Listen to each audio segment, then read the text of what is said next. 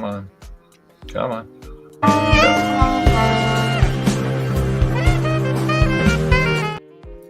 Wrong one. Down.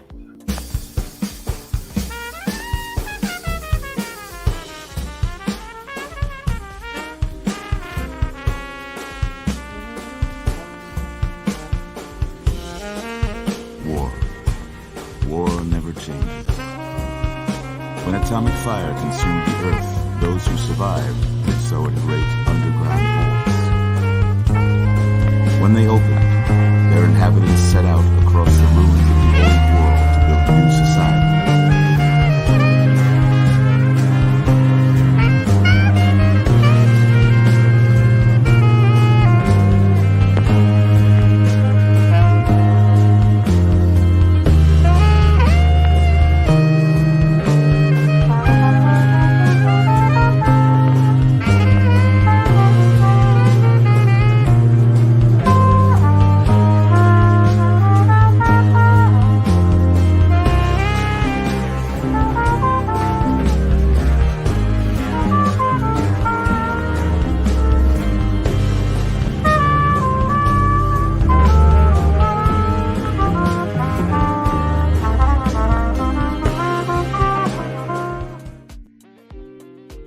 And we're back with another fun and exciting entertainment weekend of Cyberpunk. I mean, Tales from the Afternow. Crap, what is this? Oh, wait, it's Fallout. Welcome to the post-apocalyptic world and the wonderful bi-weekly game of Fallout Las Vegas, where we watch our intrepid group of raiders try to figure out how to get the fuck out of Vault 85. Currently, they're all hallucinating their balls off, and they think they're currently members of the Princess Bride. And I'm a pretty princess. And Blarf can finally talk, and he thinks he's a pretty princess. All 8,000 pounds of them. I'm not 8,000 pounds. Sorry. 8,000 kilograms. That's even worse. I'm pretty sure he is. Or is that 8,000 stone? Princess. I'm sorry. It's 8,000 stone.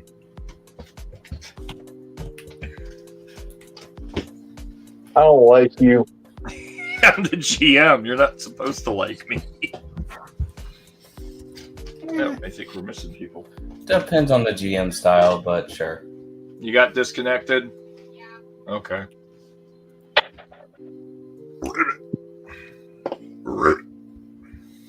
Hey, there's barking frogs. Anyhow, kids and what? Yeah. I need to change this music. It's starting to get on my nerves. All this pre-show with this music was starting to get into my head. Roll20 needs more music. Not Roll20. StreamYard. For fuck's sake. Alright, give me one moment. Let me turn that off, because that's going to make me sound like I'm in a wind tunnel. I shall be right back. Talk amongst yourselves. Have some coffee talk. It's coffee talk hour. You're going to have background music. You got to have background music. Ow! Not that canned shit. Not that canned shit. You got to have madness music in the background. Oh.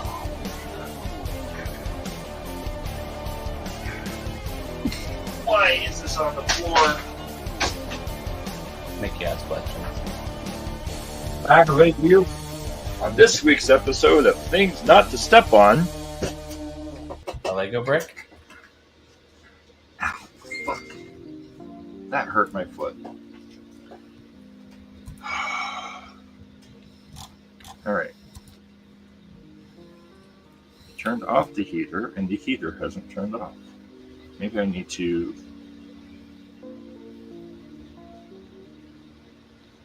Currently in position. Oh, okay.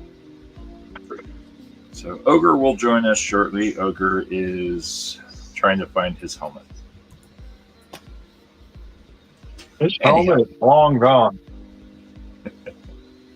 Certainly would seem that way, wouldn't it? Hey, yo. All right.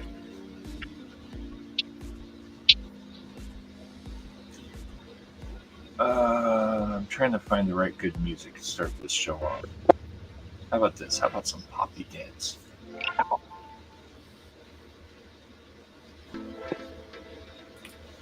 Ready for a rave?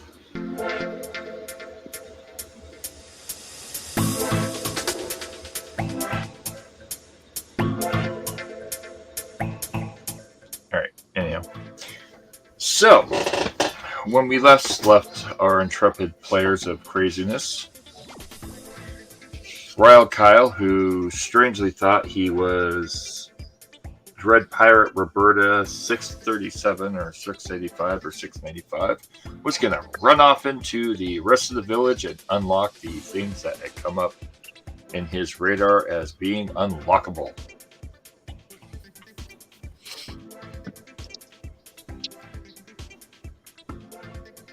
So, My tutu has never looked better.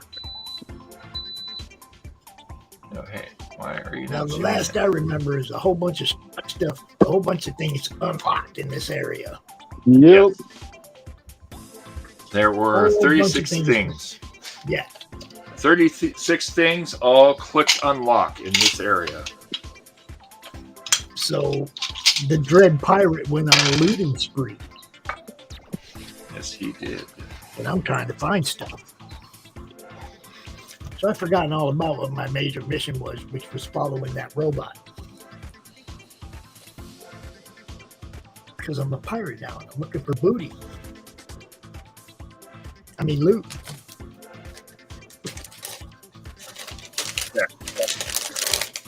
Better not be my booty. Only if it's full of loot.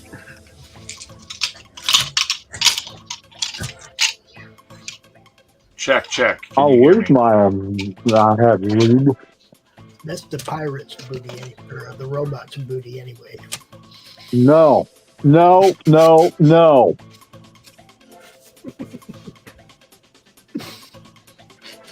Check one. Check two. You're lucky I'm a fast healer. Now, you're lucky you're a fast healer. Right? Check one. Check two. Check. Yeah, it works. Okay, good. I'm back on. Mm-hmm. My internet completely dropped, and then it came back on, but it wasn't actually connecting. Yay, business class Comcast, where I pay $200 a month for business level executive services, and it drops randomly. Fuck me. Get your Comcast today so you can drop out into my oval live stream. It'll be fun. Yay, corporations. How I fucking love them like a stomach bump. Alright. So, here we go. Oh, alright. Huh? Why are you screaming? I'm not screaming. You're just really close by.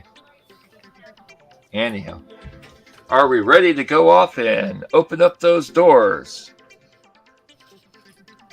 Sure. I'm ready to look Sounds into everything that I think popped the up. doors are already open. Yes, they're unlocked, but you haven't actually looked inside them yet. Okay, well, let's do this in an orderly manner. Let's do it in a counterclockwise fashion, headed to 6 o'clock first.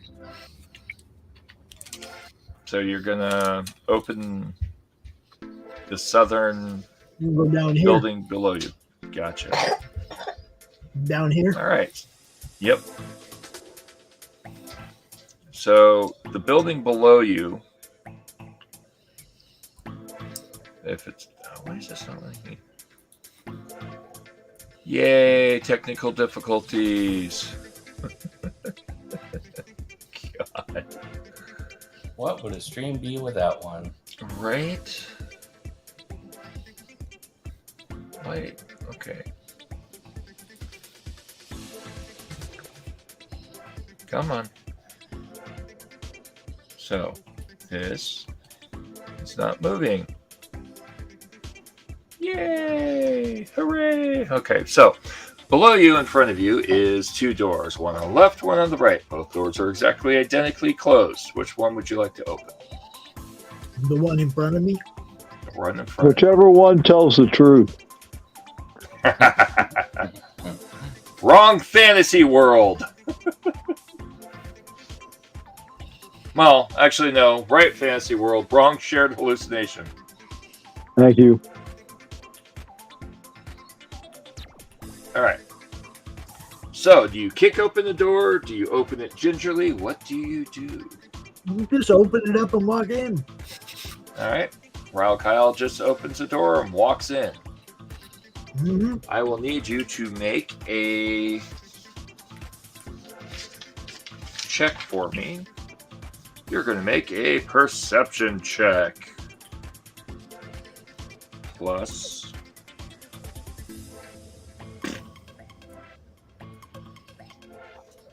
survival, I guess.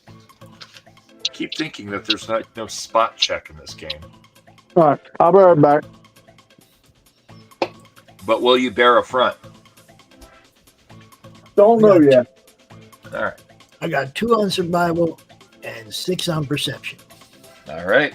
Get me some successes below an 8. Nope. 1. I got 1 out of 2. 1 out of 2. Walking in the door,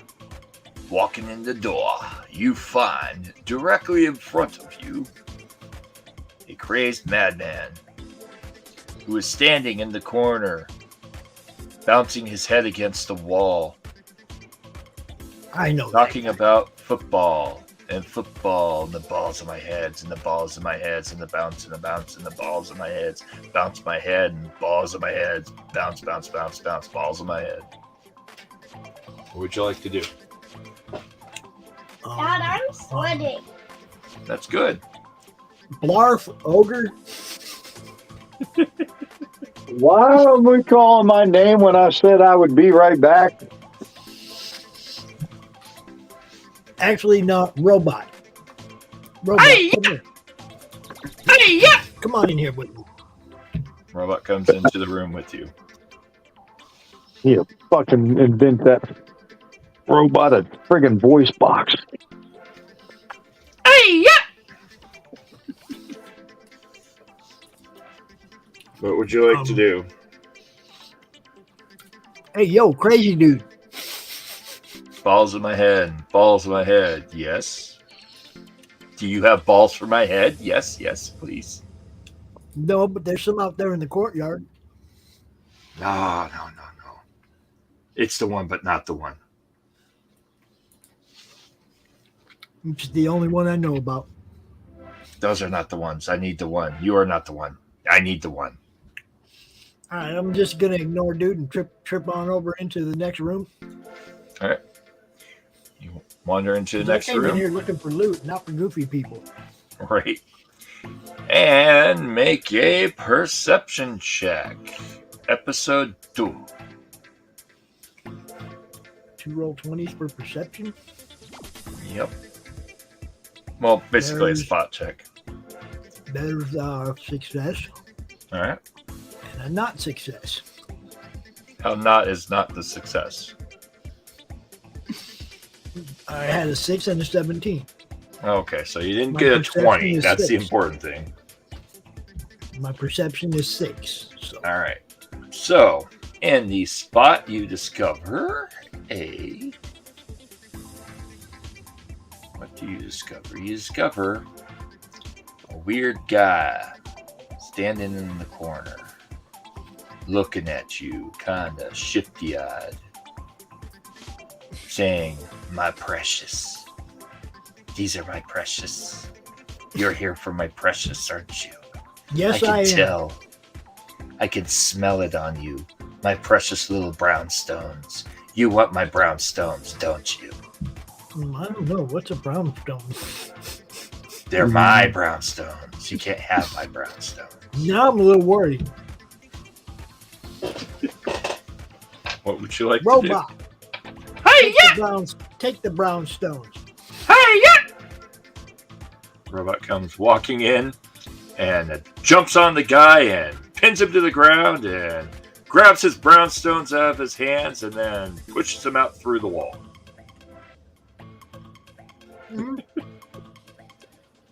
At which point the guy screams, "No! You're taking my brownstones! My precious! Ah!" I don't want to know. There you go. And then Robot turns around to you and looks at you and presents you a handful of brown stones. Okay. I'm going to look around for any other loot. All right. What do you Any do with the brown dressers, stones? anything with the door on it that might have popped open recently. Okay. What do you do with the brown stones? You take them or let the robot hang on to them? Yeah, robot can hang on to it. All right. Robot holds on to a handful of 6 little brown stones. Well, Okay. that could have been a lot worse. Exactly. Oh. That's why the robot's holding them. Blarf, Ogre, Mara. Ogre, are you with us yet? What the fuck? What do you need from me? What am I doing? Mara, Yes. you're hearing a guy in the bushes behind you screaming about his brown stones, going completely apeshit about brown stones. What are you doing?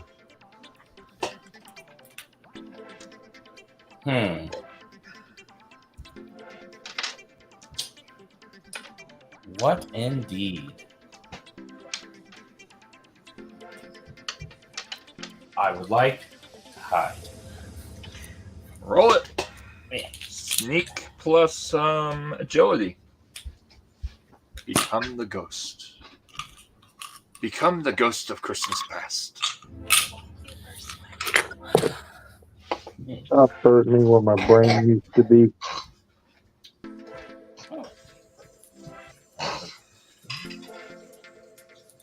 My peaches.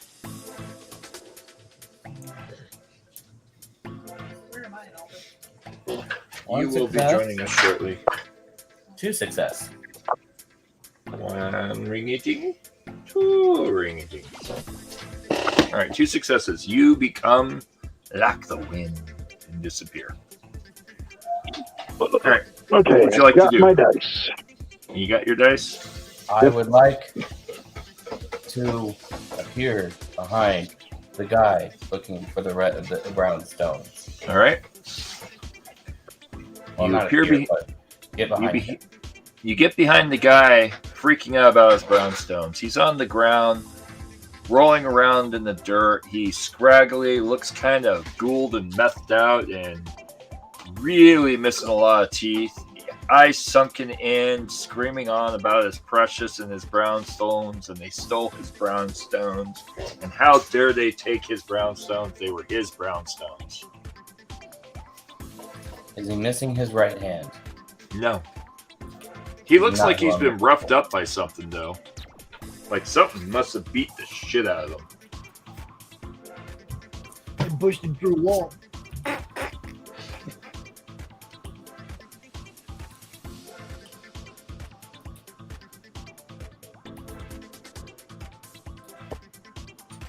What would you like to do? I would like to observe him for a little bit longer until What? There's more water sitting in here, but I- there's still hard rice. deduce that he's a threat. Because as of right now, he doesn't look like he's a threat. No, he's not a threat. He's just some weird, balding old guy complaining about brownstones. Mm-mm. And how dare you take his precious brownstones? Who's the nearest person with a that I remember had a pit boy? Ogre. Ogre's not Ogre. here yet, is he? In-game, our player, no. Character, yes, but character is kind of noticing he has thumbs. Well, Yeah. I am very nearly there. And back to functional, and I'm trying to get my laptop situated right now. Gotcha. So I am present enough to play. You can play. I can fly! You can fly, you can fly, you can fly, you can fly, you can fly. Okay, enough of that shit. I may have had too much caffeine tonight. Can you tell? Ooh, I've got dragon's milk. You do. So do I, but it's in the office. I'm deciding whether or not I really want to go get it. Yeah, well, that's your problem. I can't go get it for you. You're too far away. I have melon liquor and a beer. A bear. The bears. The beer. The beers. That's kind of a cool little map. I'll use that in the future. But it doesn't help me for what I'm doing here, so fuck this map. I'm going home. I am going to become disconnected for probably about 30 seconds, hopefully tops, because I'm now ready to jump in on my laptop. So pretty sure that's going to make me have to disengage on my phone. Okie dokie. Okie dokie dookie. Ein Minuten bitte. My Newton bitte. I didn't bite a newt. What's wrong with you?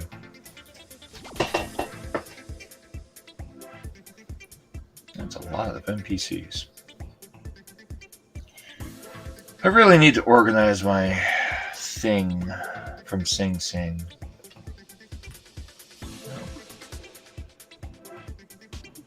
Simple tile set from Sci-Fi Starship Interior. What?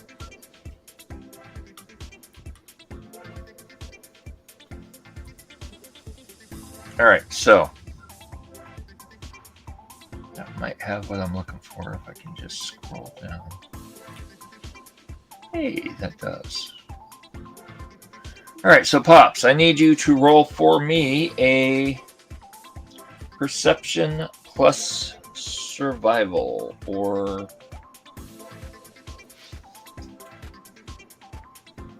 Why, what's threatening me now? nothing. I'm trying. There's not really a good sneak check in this game. Like, survival is the closest damn thing you have to a awareness check. Explosives, large. I mean, so yeah. You That were would be a searching for 19 and a shit. 15, which is a 0 and a 0. Nothing and nothing. Big mighty morphometrical goose egg. Yay, goose eggs. All right. Anyhow, Meth is bad. Okay. right. Meth is bad. Okay. You don't see shit. Just a whole bot. Just a. All right. You see on the floor what looks to be a type of black comb.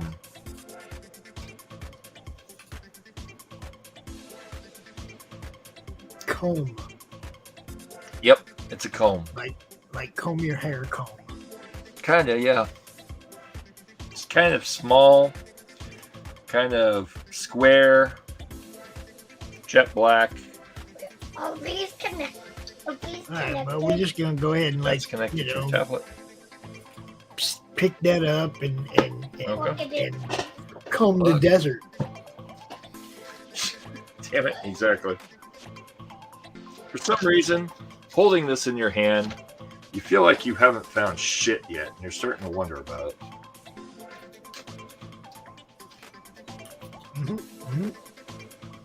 Where are the doors that popped open? Oh, you've already gone through a couple of them. I mean, It's charging, bud. You're gonna have to sit.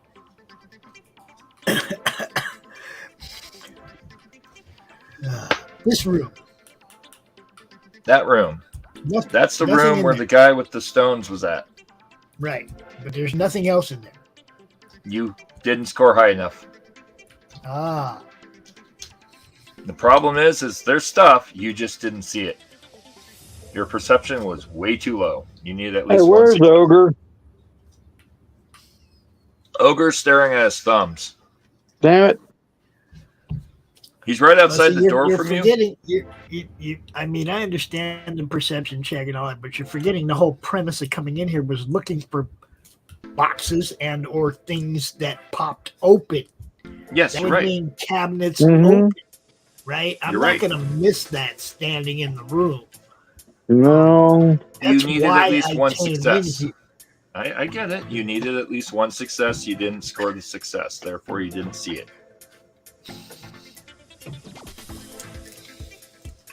It's the catch to the situation.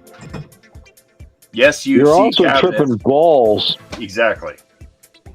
The problem is you have to remember your characters are hallucinating like a motherfucker right now. Your perceptions are all screwed up.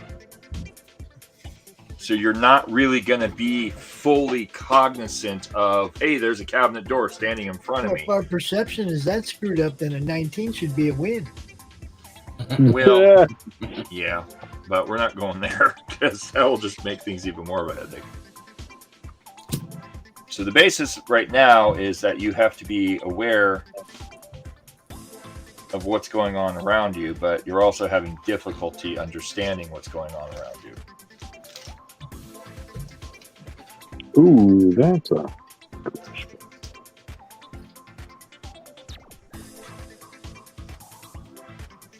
Also, while we're talking, the GM is trying to find certain items that are not where I left them last time, which does not fucking help. I think Roll20 had an update recently, and Now, if I remember correctly, I don't like it. Ogre and Blarf were both there when everything popped open and know Yes, the same that I know. yes. Ogre, Blarf, What Mara I want to Jade. know is why they're not following me. Well, because Ogre actually hasn't actually logged in just yet. He's in the process of setting up. So as soon as he's done setting up, he will be jumping in and following you. Blarf, on the other hand, is currently standing in the other hut looking at things. Yeah, I'm wanting to figure out how to start this friggin' quest. You already started the quest. Yeah, I know, but I don't have a Pit Boy. Oh, yeah. Be a problem. Another reason why you should be following me and my brass bracers.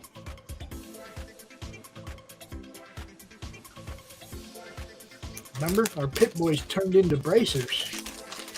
They don't even look like Pit You're Boys. out looking for treasure. I'm trying to get us out of here.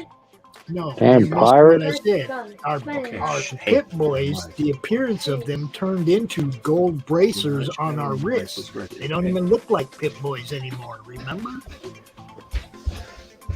I'm also the only one that's actually aware we're tripping balls. I've stated it, but you don't understand that.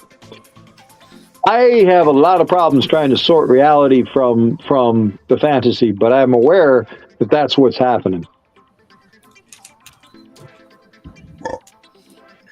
This is true.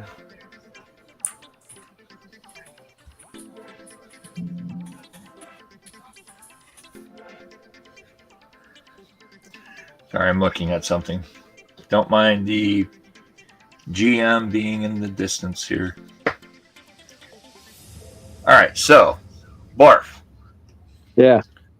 There is something going on in the bushes with a guy screaming about his brown stones.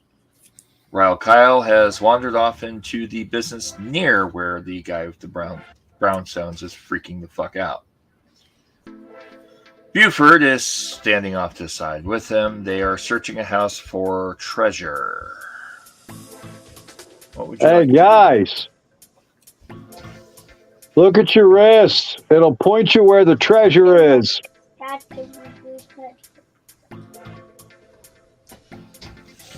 Anyone else respond? I look Oh, at my right, that's wrist what and we I were see a doing. gold bracer. Your gold bracer is flashing.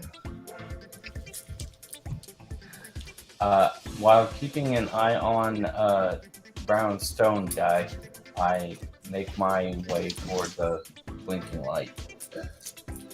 Blinking light is pointing. Mike, check. Mic check, No. check. Sorry that took longer than I meant it to. I didn't realize that I had to completely redo everything. Sounds about right. It's been that kind of a day. Your pointer is pointing that way. See that? That way. For one quick moment. Hey, Mara Jade, do you want a link to Roll20 so you can control your character? Sure, that probably would be helpful. All right, let me jump back into Roll20 from the back end. Get you a linky. Invite players.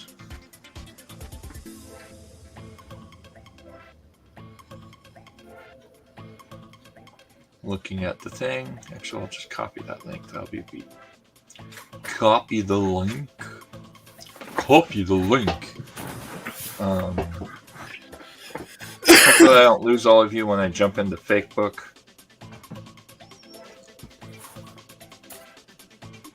And then I will drop you the linky to Mr. Mara Jade. There's the linky.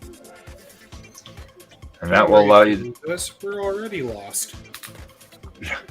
And if you're following along at home, we're all completely fucking lost here. We all float down here.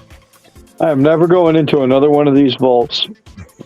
Previously on Dragon Ball Z, Ogre and Blarf were dancing with a tree. No, that was already gone. No, let's correct the storyline here.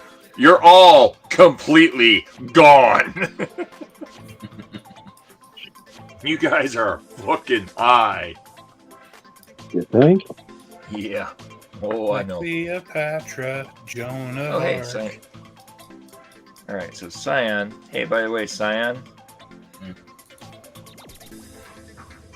Mara, Yeah. your character is listed from your other game character, just so you're aware. I am aware. I'm trying to fix it. There we go.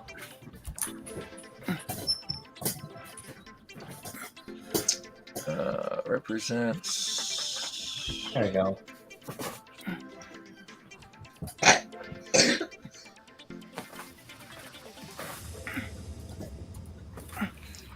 Controlled by Mara J. Find Cyan. Alright, so this represents character. Why hasn't it? I love how it gives me the ability to change who it controls, but it doesn't give me the ability to say who it represents. Although, funny enough, Redtail is in here.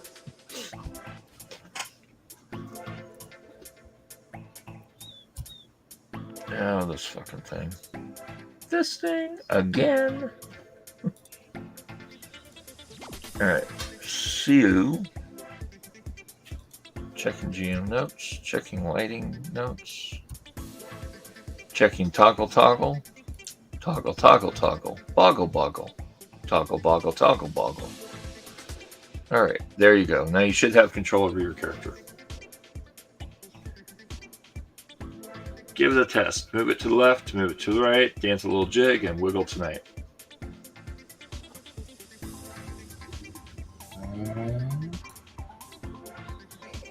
Should run off of your keyboard arrows.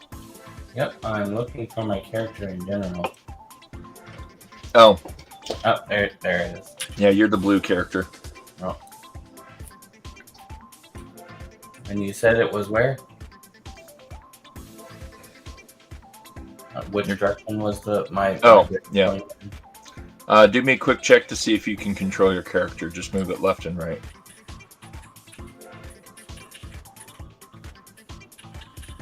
Okay, good. So it is that way. That way! Tell me when to stop. You can stop now. Okay. Stop now. Make a perception plus survival check. Yeah.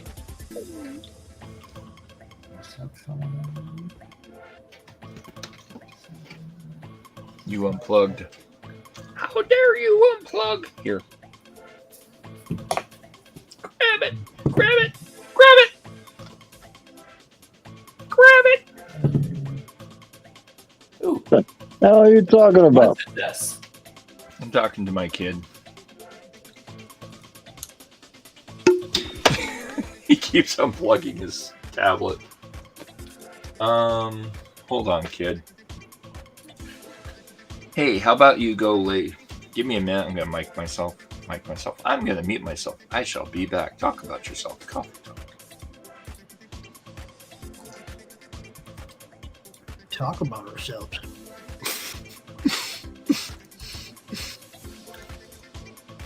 I've got nothing to say.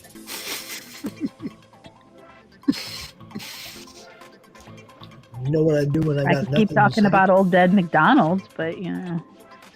You know what I do when I got nothing to say? I play trailers.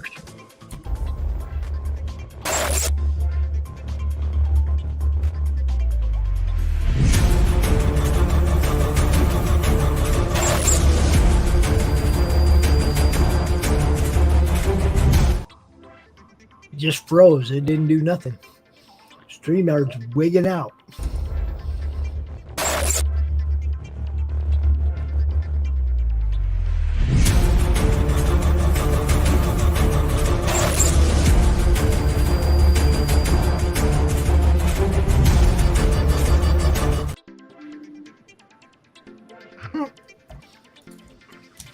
I'd say StreamYard is wigging out tonight. Definitely. Seems that way. Yeah, I never have problems playing trailers. That was weird. You're talking about me. Weird Shit. imagery for a unnamed. You're talking about me behind my back, and I'm completely unplugged. Well, fuck me. There we go. All right, let's get back to it. Okay. Okay. Are we ready? So, perception plus survival. What did you get? 1 success. One success. One success. All right. Is everybody? One suck at sex? I don't know. Some people suck at sex, but I may not. Who knows? Maybe I do. I probably do. All right. From what I've been told, Quiet, you! No talking! Ah, damn it. Come on. I mean, Oh, like you're one to help. well, what's that supposed to mean? You know exactly what that's supposed to mean. What am I supposed to be helping with that I don't? Well, there's that problem. Damn it. I was hoping for that door to work, and that door did not work. Why does this have door handles? What the fuck? Although, I like that. That's going to be funny. Let's do that.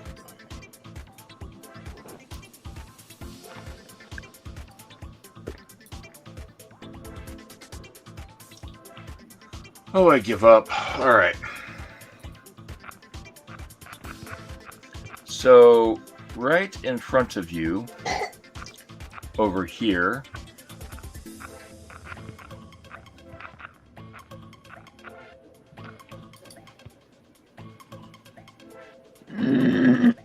appears to be a urinal, a green glowing urinal. Hmm.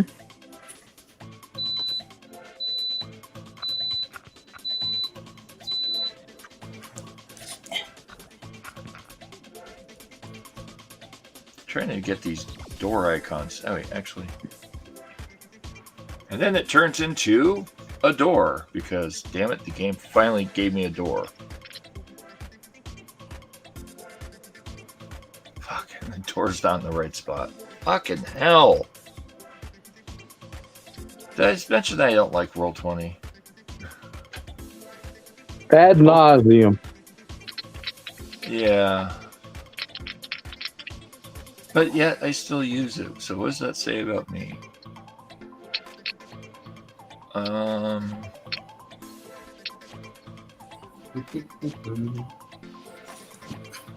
Doing something you don't like to the point of where you make it nauseating for everybody else.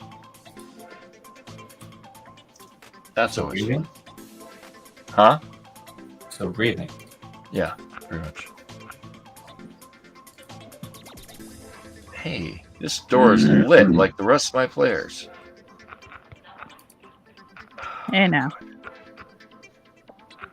Is this not going to let me do it? It's not going to let me do it, is it? Oh my god, this thing is driving me up the wall. I'm trying to find a simple door icon, and it's not letting me put in a door icon. Every door icon I grab, it says, here's a door. I grab it, and it stretches it out to a square. Boy. So I'm going to draw you a door. I'm going to fight with drawing you a door.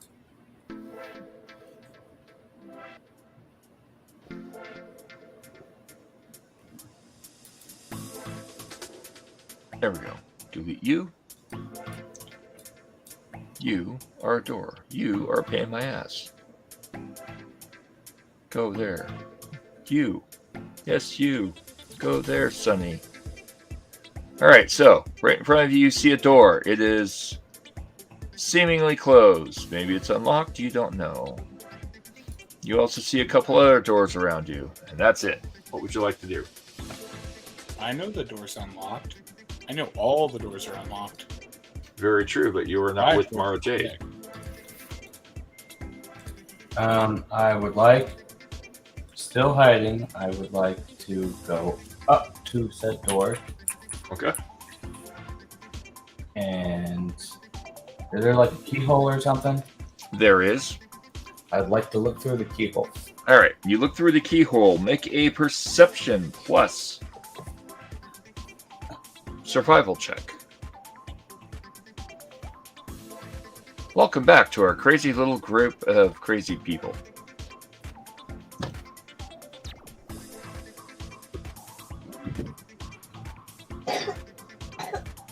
Awesome. The first one was a 4, the second one was a 9. Is that a success? Okay. What is your perception plus survival? Oh, 9. Sorry. Total 9, so you have to get a 9 or a lower. So 2 successes. Yeah. So, peering into the room, you see a ghoul right here. And it just keeps drawing doors because, you know, smart, gotta be smarter than the machine. Oh, yay, it deleted my ghoul.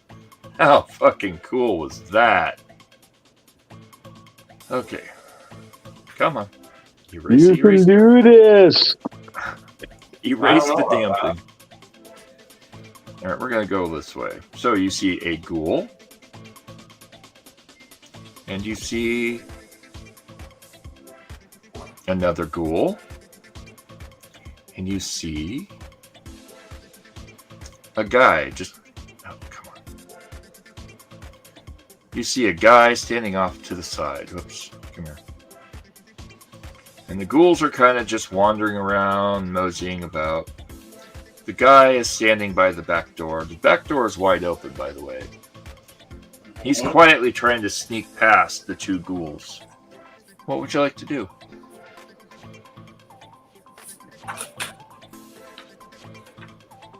Who's trying to sneak past the 2 ghouls?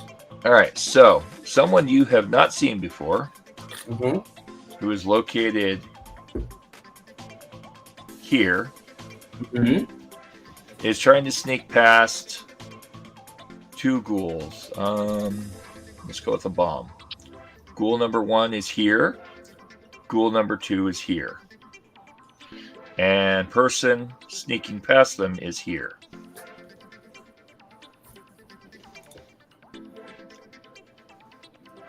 Huh.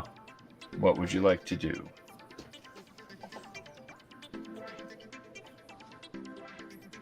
I would. Is there a rock around me? Make a spot check. Perception plus survival to notice things.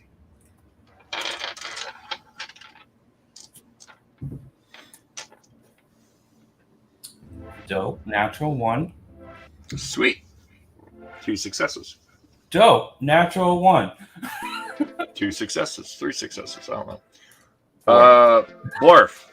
3 or 4, whatever. It's fine. What? Rolling 2 natural 1s. What does that mean for success count? Do you know? That would be the first one gives you an automatic success plus 1.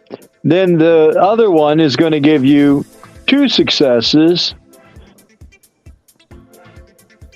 So how many successes would that be? How many dice did he roll? 2. 4 successes. Okay. I wanted to make sure I got that right. 4 successes. You find a whole pocket full of stones on the ground in a little pouch, and they are actually not stones, they're BBs.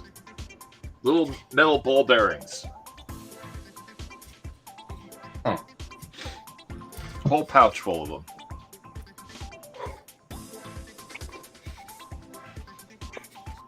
I put those in my pocket, and I look for actual rocks. Because I'm not wasting those. You also find a couple rocks on the ground as well. Right.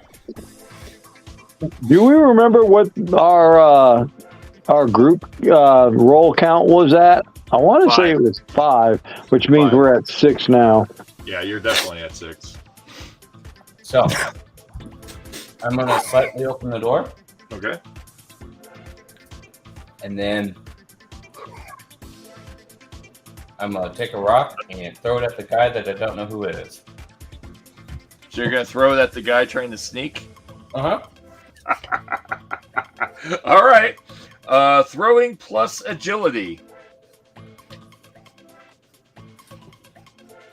There is a method to my madness, but I think figured. it's also funny. Oh, okay. Yep. Well, that would be 11 and a 13 out of 10, so both failed. All right. So you threw it into the room. Uh-huh. Give me one moment while I tear this fun dip and not spill it on myself.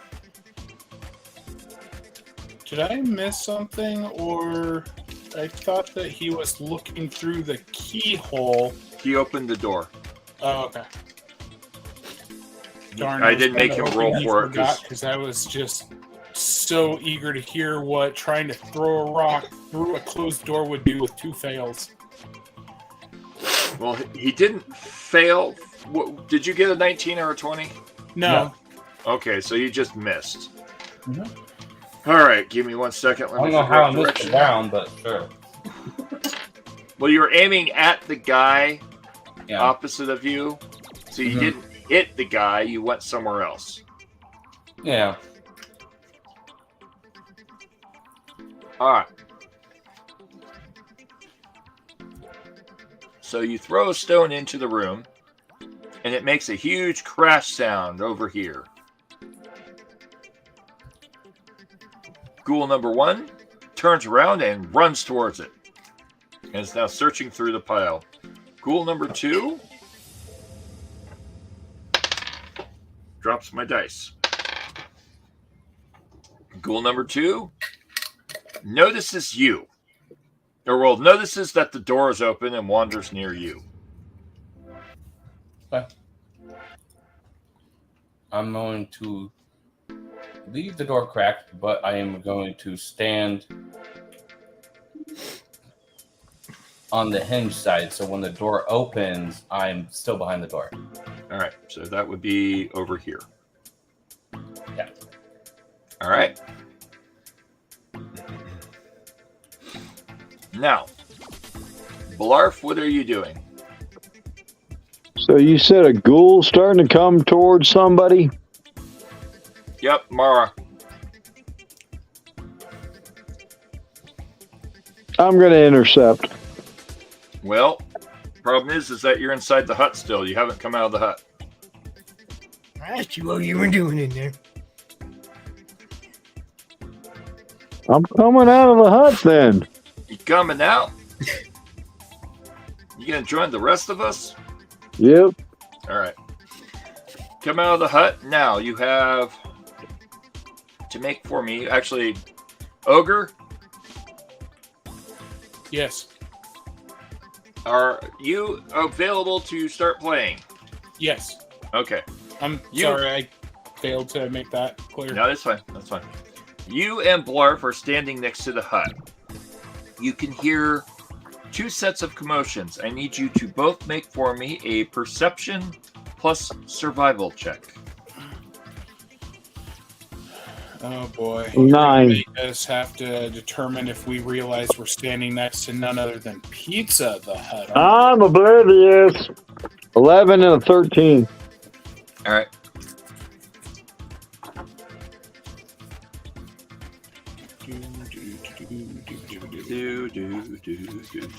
Come on. Give me 20. A 16 and a 2. Is that a tag skill? One moment, please.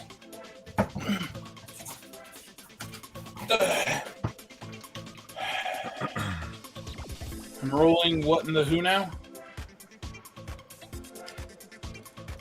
Trying to remember. Perception plus survival. Perception and survival. It is not a tagged skill, and I have a combined total of 5 to beat, so I have 1 success. And I will go ahead and abuse my cautious nature to throw another roll. All right. Throw it. I got a 4 and an 8, so that's 2 successes. 2 successes. Ellie and Rainey are having a live show right now. All right, 2 successes. So, standing there, looking at your thumbs, you look up and see Blarf come out of the hut. Blarf wanders over to the trees, stands there, and gets completely confused by the color of the trees. As you're standing there, confused about Blarf, you hear off in the distance at about 6 meters in the brush, someone complaining and yelling and moaning in the brush about his precious brown stones, and someone has stolen his brown stones. Over to your left, however, you hear a very distinct loud crash, followed by a bunch of scuffling. What would you like to do?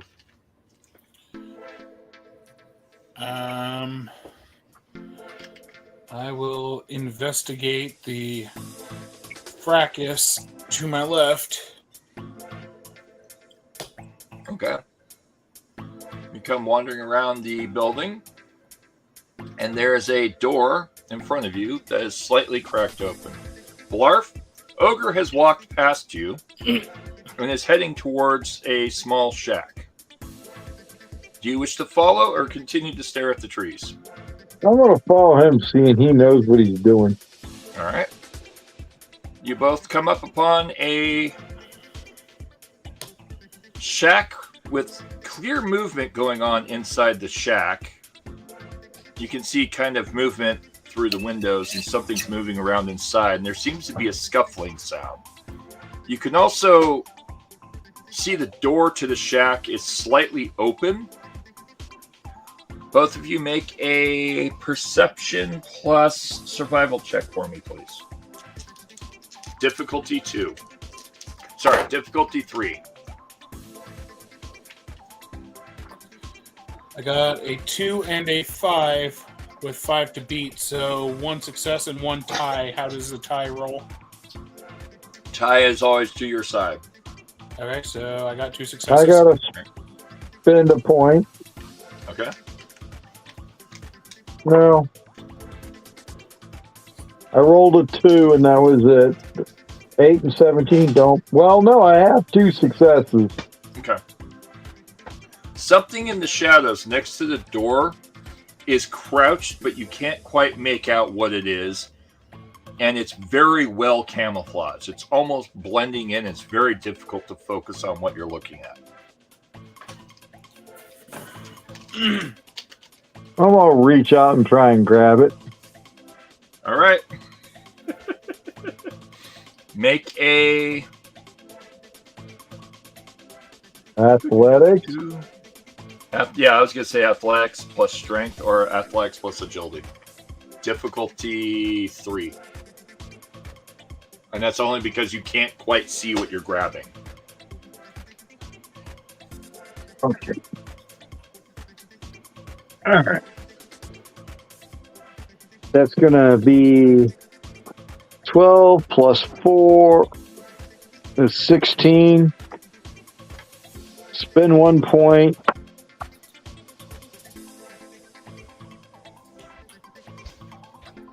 And I tagged it. So that's an automatic success with 2 successes on top. Nice. So 3 successes. And the points back. At least. Mara Jade. Yeah. Blarf and Ogre come walking up on you. They're looking at you kind of quizzically.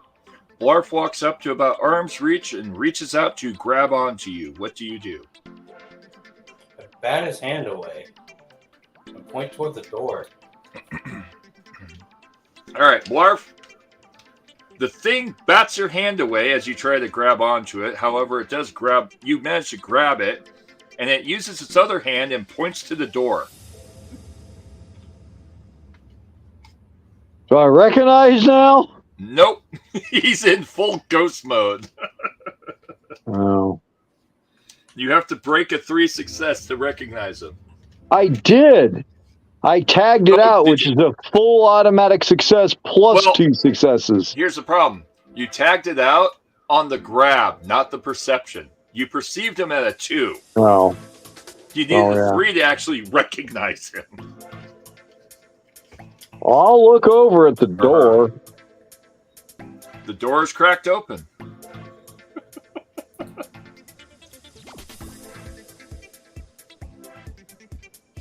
Last time I was arguing with a tree. I'm not arguing with a tree. I'll go open the door. You open the door, and inside are 2 ghouls shuffling around. One is standing next to the door. It looks up at you, confused. And it just kind of tries to figure out what you're doing. The other one is digging through a pile of refuse in the corner. If you'd like to see what else is in the room, I will need you and Ogre to make a perception plus survival check if you wish to see what's in the room. I got 1 success. 4 and a 19. Okay. Ogre?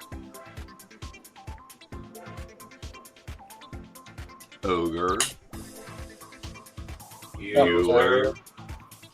I got Euler. 2 notes. You got 2 big fat notes. All right. How bad's your note? 12 and 17. Okay, not bad enough that you missed. All right, good. All right, so all you see is the 2 ghouls. Blarf, you kind of see someone in the shadows in the far corner of the room sneaking along the wall very slowly. And the ghoul is standing next to you, just kind of staring at you. The ghoul is very confused. Mara, you're hiding behind the door, by the way.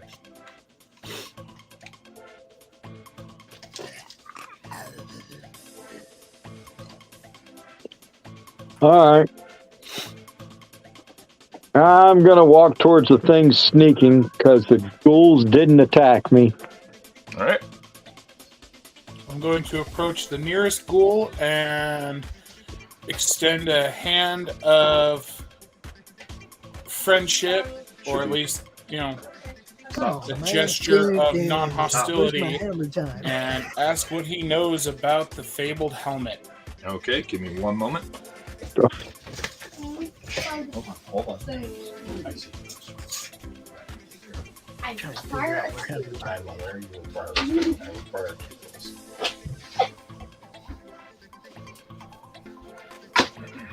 How much you want? How much? Okay. This is a special price.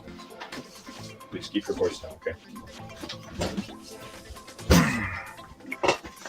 All right, so you extend your hand out to the ghoul, and the ghoul looks at you quizzically, trying to figure out what you're doing with your hand.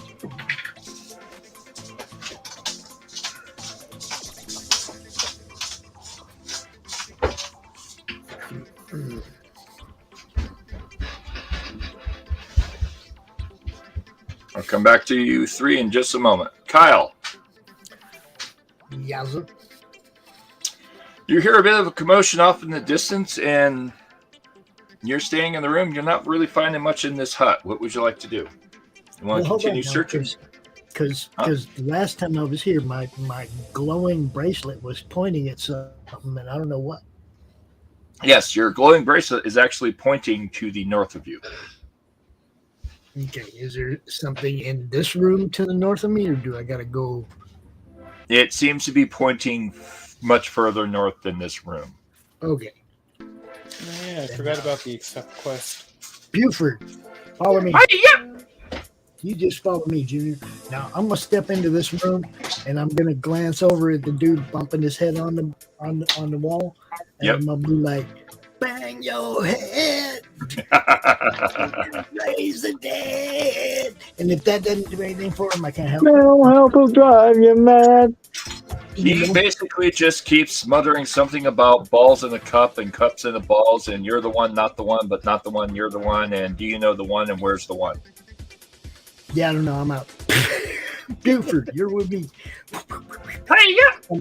Actually, I want to glance over in this room over here. Okay. Because I didn't look in that room yet. True.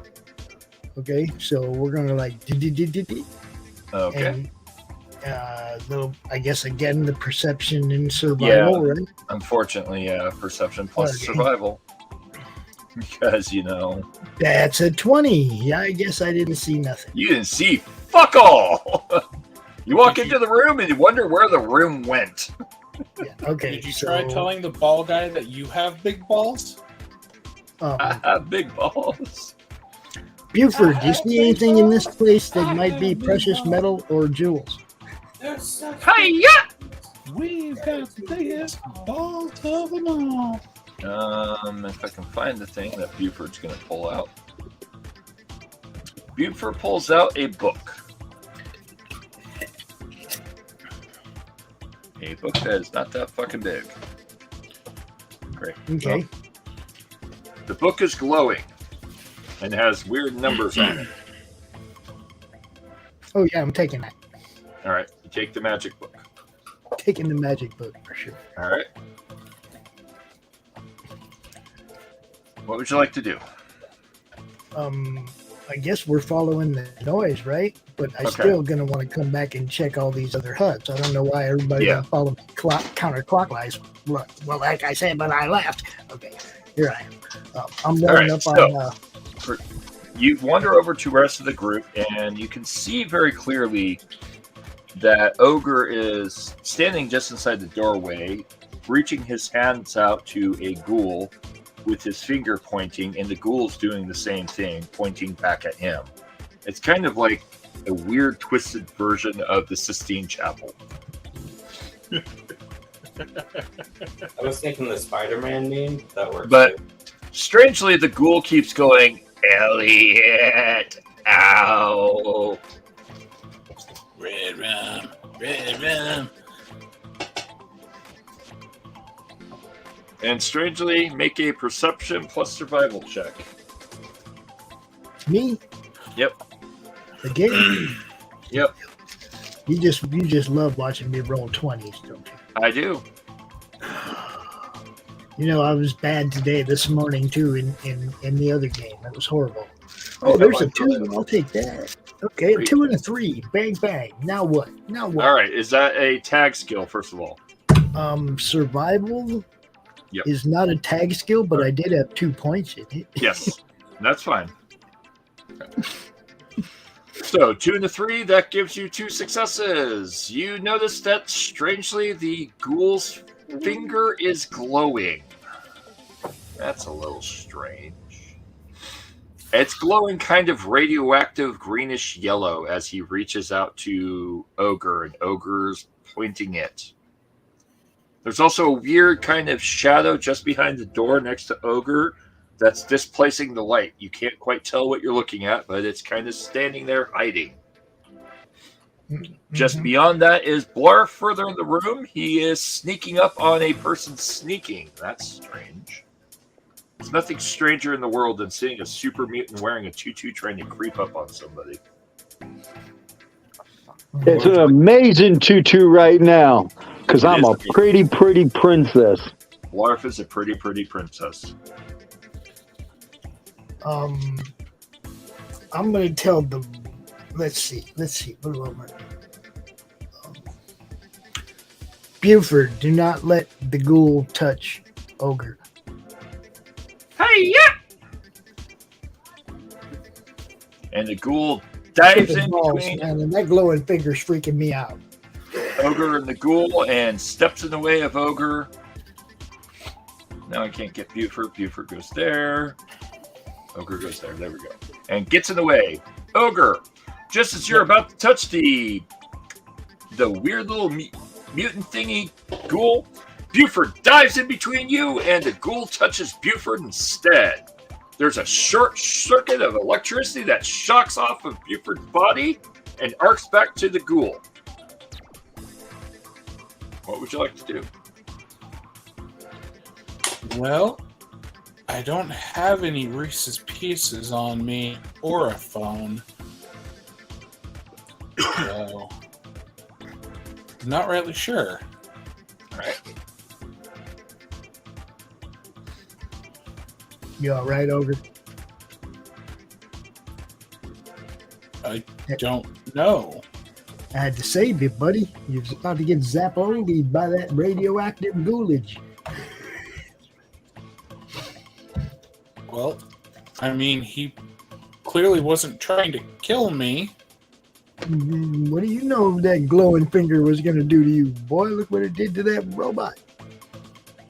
Yeah, well, I want to kill that robot too. I don't know what's going on with where we're at, but I mean, Coach is suddenly eloquent in his dialogue. Can't you fix the damn robot? I like the robot the way it is. Anything other than hi yup? I don't know. I'm not a programmer. No, you're the overseer. Yeah, and I got a golden bracelet. Well, you know, golden bracelet, golden ticket, tomato.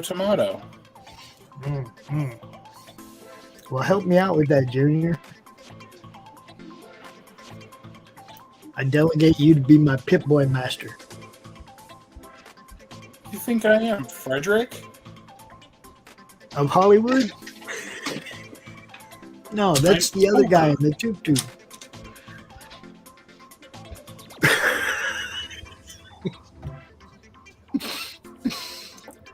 Actually, Barf could be helping us with this, but he's too busy trying to sneak upon me. Well, Frederick could be helping us with this too, but currently that doesn't seem like an option, now does it? No, help me. So, Blarf, Right. you are sneaking up behind this guy. You've gotten right behind him. He is sneaking up to the corner. He's currently looking in the corner for something, and you're standing right behind him. He is not aware you're there. What would you like to do?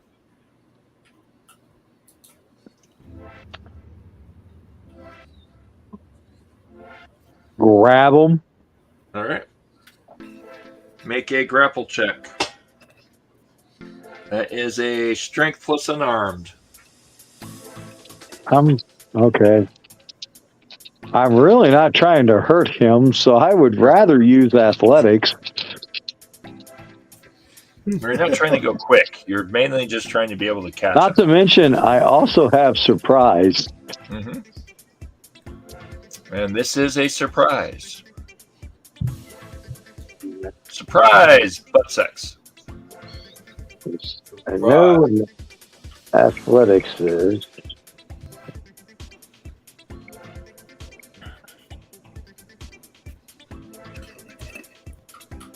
On it.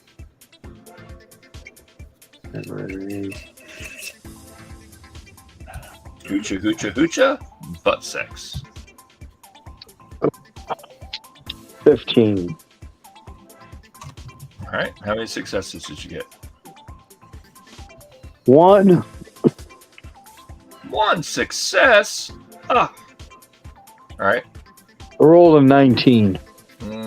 At least you didn't roll a 20. The other one. I rolled a 5 and a 19. All You right. keep taking my tags away from me. It's always unarmed, and I'm like, I'm not attacking anybody. I'm grabbing them. I'm physically just grabbing them. Still have to roll to make sure you don't spook them or any of the other shit. All right, you got the guy completely unarmed because he was unaware you were behind him. You reach out, you grab him, and what do you want to do? Turn around to face me. You lift him up, turn around, and look at him while hanging him in the air by his scruff. He is shitting himself right now because he's staring face to face with an unknown super mutant. What are you doing? I was tall. Again, what were you doing? Tall. Go, my God, tall.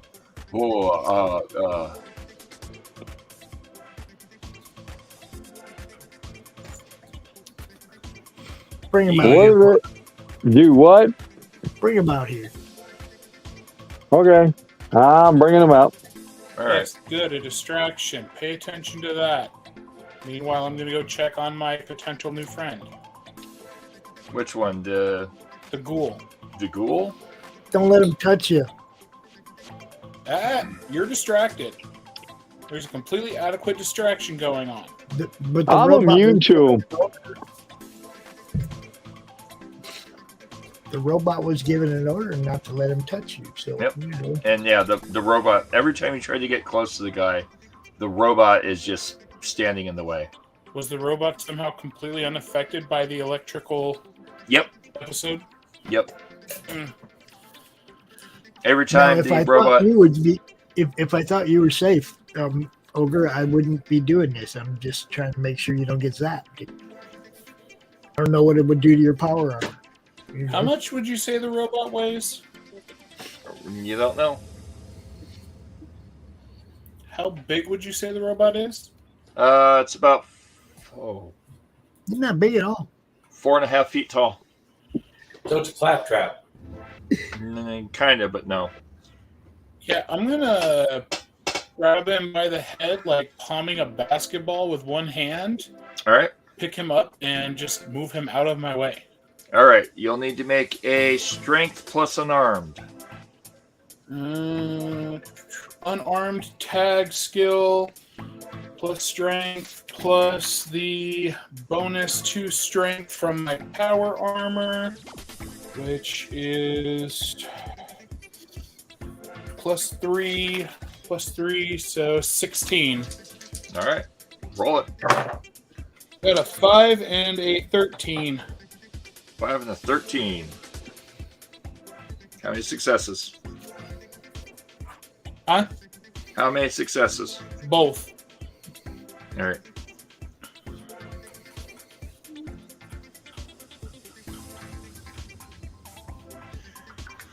All right. Contested check. Oh, okay then. You got 2 successes? Yep. You go to lift it up. It grabs your arm and lifts your hand off of its head. It is strength countering you. So it's holding onto my arm? You're grabbing its head, and it grabs your arm and pushes your arm up. Like, you're not grabbing my head. Yep. But the point is, it's holding onto my arm as I'm trying to grab it by the head. So as long as it's got a hold on my arm, I can still try to move it out of the way by swinging my arm. Swing your arm. Athletics. Strength and athletics, you said? Athletics and, strength and athletics.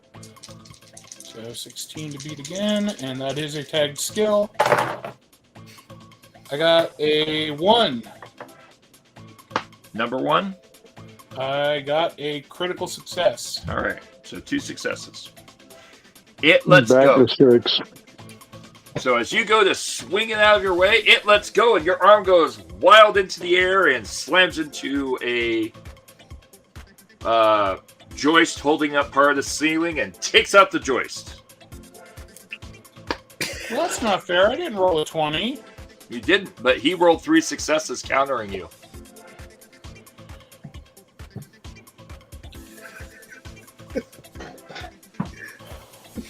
And then looks at you and gives you 2 thumbs up and goes, "Hi-ya!"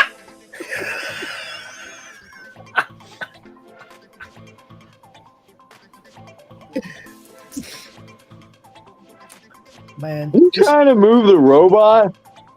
don't move the robot. Just Yeah, walking up Blarf, you turn around the corner, holding the guy by the scruff, and you watch Ogre reach down to grab the robot, palming it like a basketball. The robot grabs his hand instead, steps back, and lifts up, right? At which point, he's like, all right, fine. And he goes to swing the robot's arm. The robot lets go, drops down, and he swings and takes out a post. And the robot looks at him and gives him 2 thumbs up.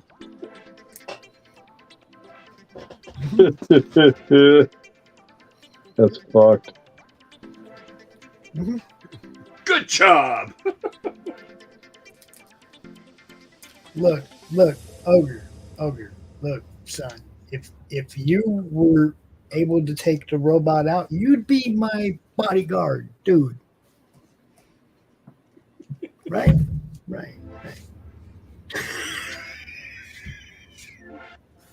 Of all the ways to get me not to kick the robot across the room for a freaking field goal, you have to threaten me with a promotion.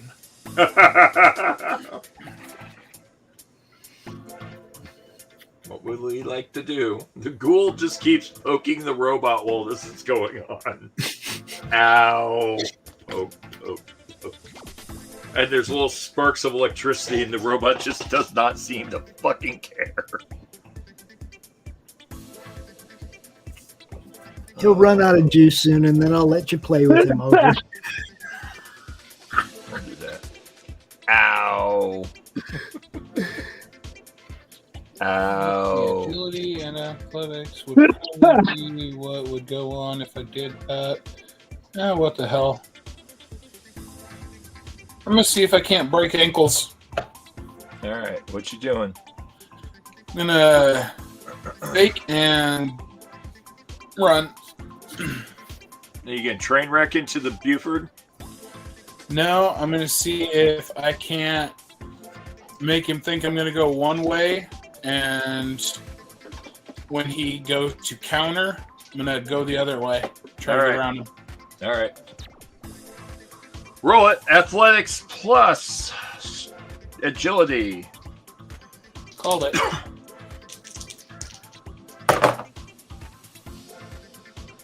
Okay, well, I guess I fell on my freaking face, didn't I? What'd you roll? 16 and 18. Oh! Well, you didn't fall on your face.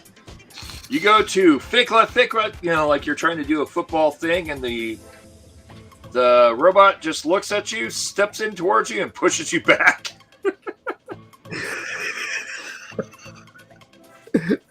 Why are you arguing with the robot?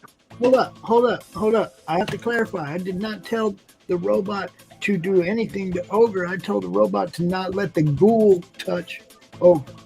Right? I don't know if doing anything aggressive. He wasn't within reach of it. I don't know if the robot would do anything aggressive. It's not doing anything aggressive. It didn't punch him. It just pushed him back. I mean, that's what I mean. I don't even know if it would feel the need to push him as long as the ghoul can't touch it. Yes, that's the the point. order, is to keep the ghoul from touching. Yes. So Ogre gets pushed into a small room in the corner, and the robot stands by the door.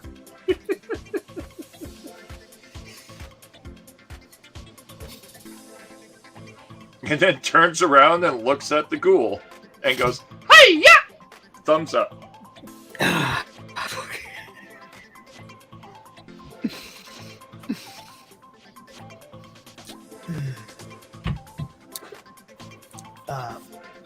Now I'm tripping balls, right? Yes. Okay, and there's this little blue spot in the bushes next to me, and I'm kind of like,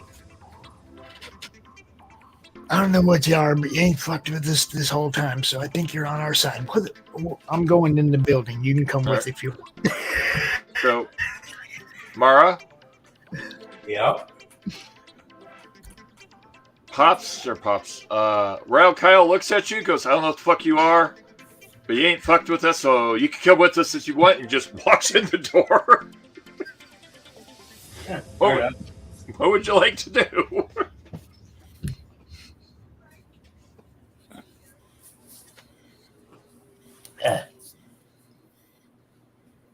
It's a good question.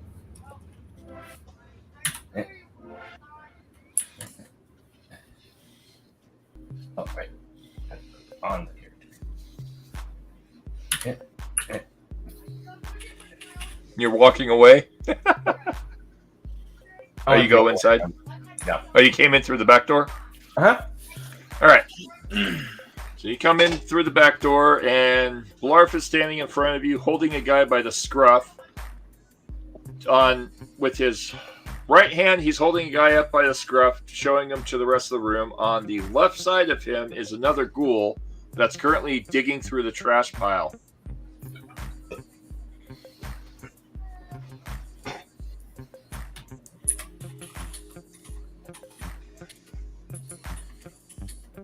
What we would like to do?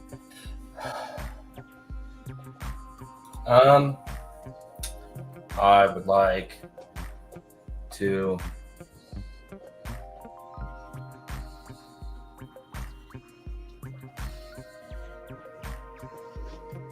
look at this train wreck and then look at my bracer to figure out where I'm going. Bracer points directly behind you. Up, north. Cool. I walk that direction. You follow that direction?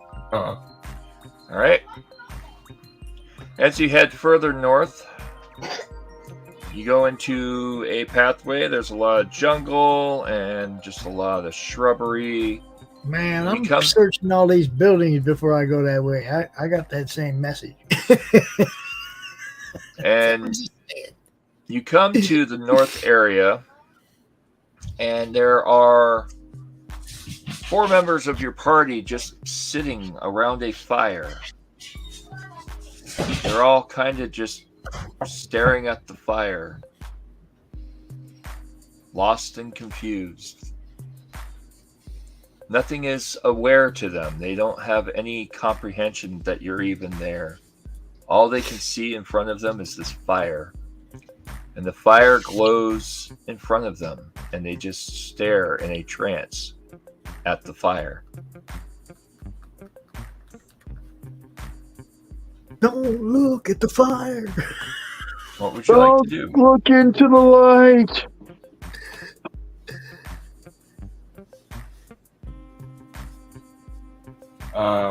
First of all, I would like to hide.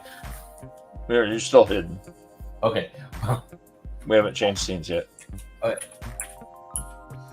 I'm going to look around the general vicinity and figure out basically what might be around them and why they're looking into the fire. Might be looking into the fire. All right, I need you to make a perception plus survival or perception plus medicine check.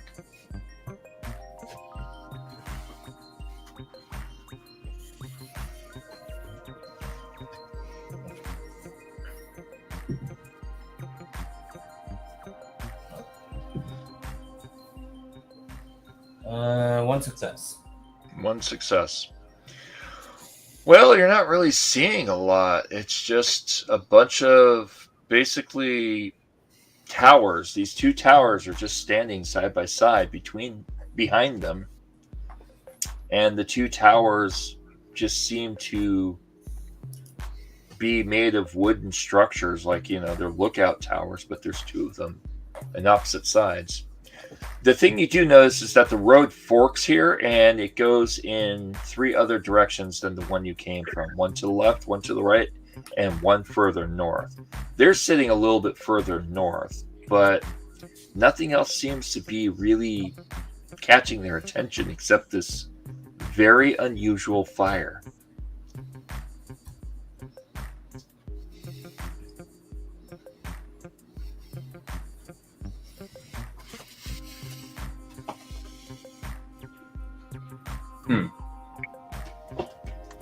And it just glows and glows and glows, and they just kind of... Yes. That's all. I can't say nothing from here. I can't see what you're doing. I don't know what's going on.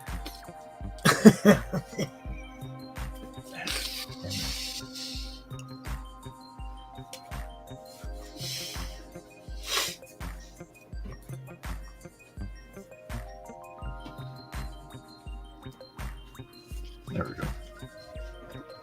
Now, if you was to relay that info to me on your glowy wrist bracelet, right?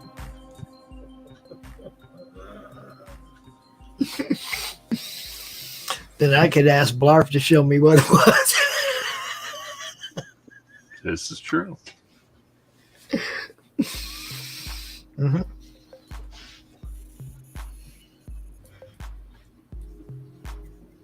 What would you like to do, Mara? I'm going to go over to the nearest one. Okay. And tap him on the shoulder. You walk up to John Matrix, and John Matrix is just sitting here completely, almost like a statue. He is unaware of anything going on around him. Make a perception check for me, please.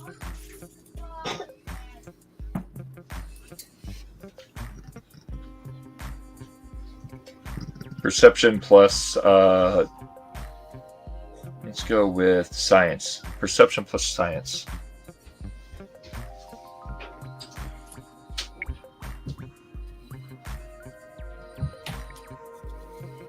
9 and a 13 out of 7, so fail. So fail. All right. He's just entranced. He's lost in that strange machine, that strange glowing fire that seems to crackle away. There's no explanation for why it crackles. It's just oddly there. The perception of it is alluring and eye-captivating, and for some reason, all you can think about is why he's staring at that fire. I need you to make for me a intelligence plus medicine check for me.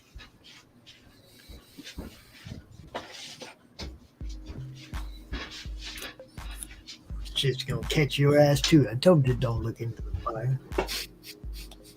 1 success.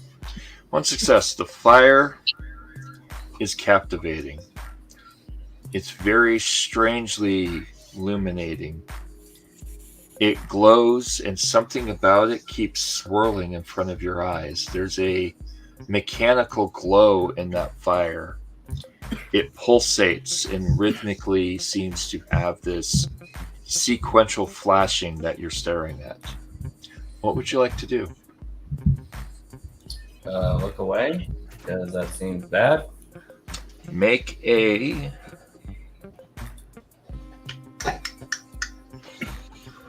Oh, let's go with a luck plus survival check, please.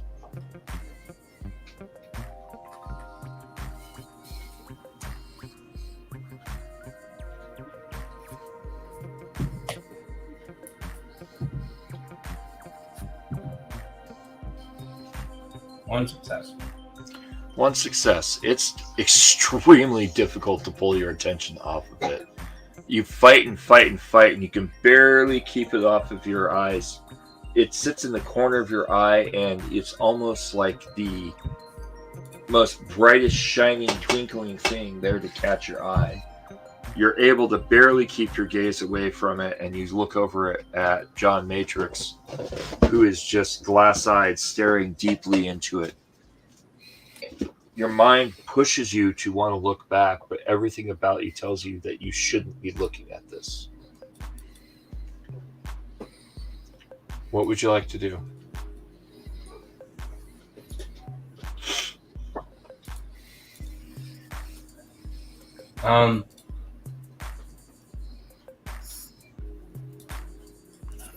Seems like it's bad, so I'm going to try to walk away. Okay, you walk away. There's a nagging sensation in the back of your mind that you need to look at this thing, whatever it is. But you're able to get away. Where would you like to go? Wherever the direction of the thing is pointing me to. It's pointing back to that thing. Oh.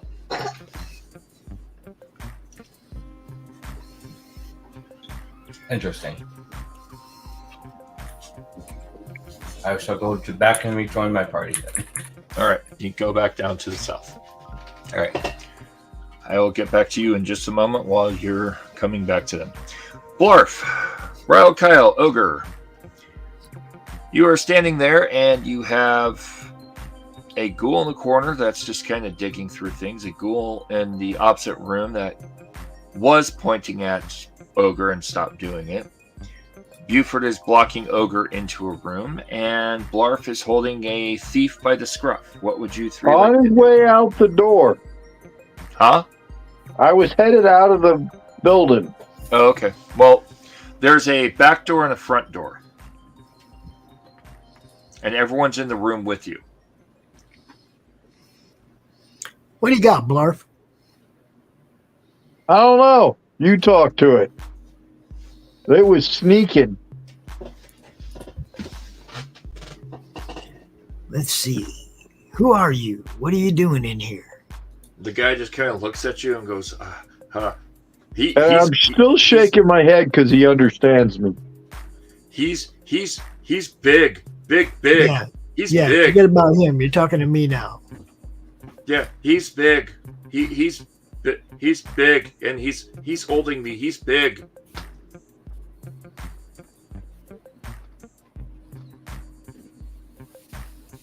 I let go of him. Okay. He drops to the ground. And he just kind of cowers, staring up at you.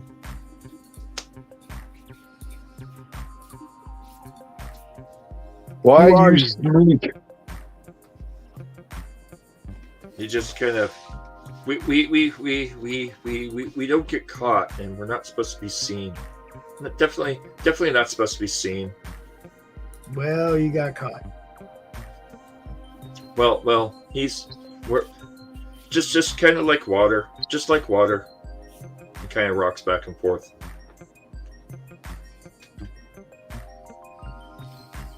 Yeah, we encountered another crazy guy in that other building, man. I thought I was tripping balls. The people in this town are way more freaked out than I am. I'm Almost gonna, time for Matlock. Almost time for I'm gonna- Matlock. Yes. Almost time for Matlock. I'm gonna do that perception and survival thing or whatever, and see if I can find any of the cool stuff in the room, because I don't like talking to loonies. All right. So, Okay, perception plus survival to look around the room. That was one success out of two. All right.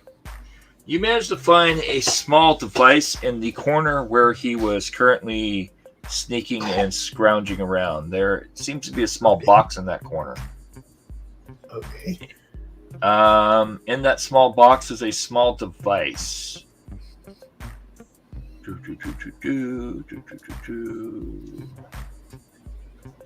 Trying to get to the devices.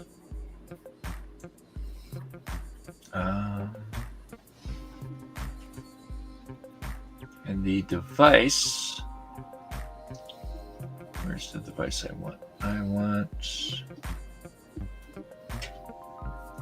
That's a bathroom sink. It's a small yellow device. You're not quite sure what it is, but it's kind of like flat and has a almost mirror-like sheen to it and glows. Okay. All right. Ogre. You ever seen one of these? Ogre? An obnoxious robot like this one? No, can't say I have. You want to call it off me? I'm asking you a question. Have you ever seen one of these? I can't see what you're talking about because the damn robot shoved me into a room. I'm right here. Oh, there's a doorway right here. Look. Yeah. Right here. I'm right here, dude. Same room, right outside the room. There's a doorway right there. Yep. Uh-huh.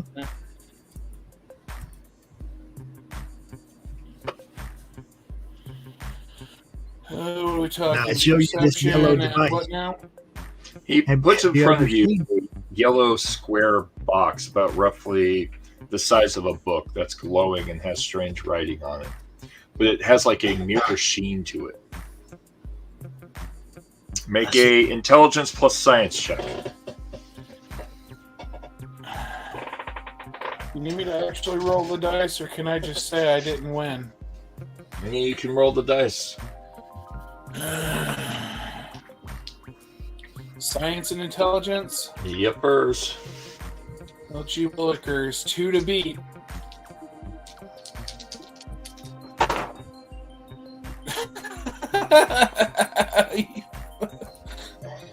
Well, 1 success. I actually rolled a 2.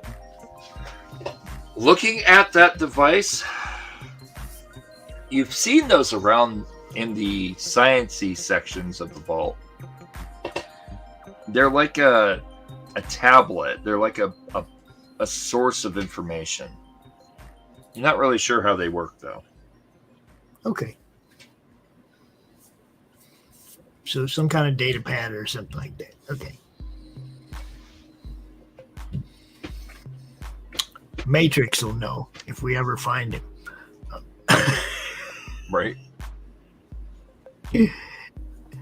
All right.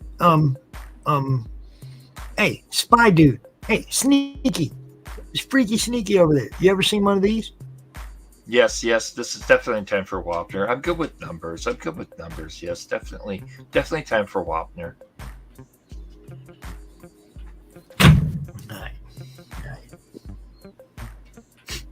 Oh, why can't we just have night court? Normal people, man. I would be bull. If Vault 85 was a TV show, yes. Unfortunately, it's all movies. Okay, so, Buford? Hey, yeah! Go ahead, get out the way and let Ogre go over there and get zapped. Hey, yeah! Buford steps outside. Thank you. What'd you like to do, Ogre? I am going to approach the whatever it is. I forget. I don't know. The extraterrestrial ghoul. Yeah, that thing, the ghoul. All right. And what would you like to do? I'm going to help it up.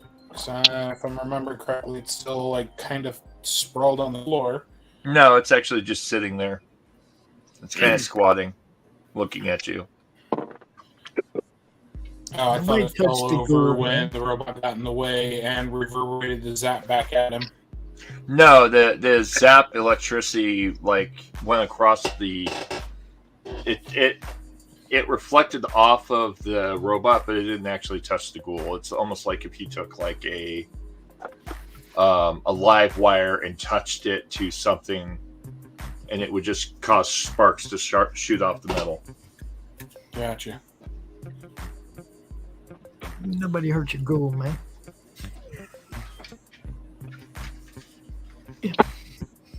Go on now, get zapped. I want to see what happens. That's the plan. All right. So what are you doing? I'm going to reach my hand back out to the ghoul. All right. The ghoul turns to you and goes, "Ow, Elliot, ow," and points its finger out. Do you let it touch your finger with its finger? There is a loud zot, and a massive explosion happens. Ogre, you are thrown from an electrical charge. You get thrown back through the wall and out the wall and into the bushes. I need you to make a endurance plus unarmed check for me, please. All right, so that's 10 with a tag. Got an 8 and a... Oh, shit. What was that? A 12?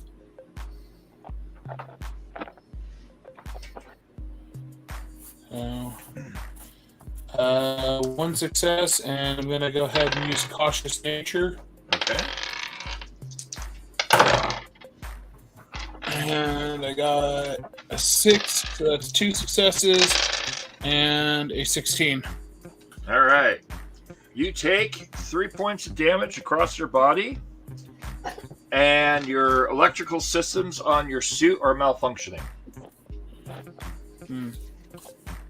Ogre just can't catch a break. Hold up. I'm gonna lean over and look out the hole in the wall. There's a oddly humorously ogre-shaped hole in the wall. Ogre is laying in the bushes. He's kind of disoriented, trying to figure out what the fuck just happened. And I'm looking out the hole in the wall at him.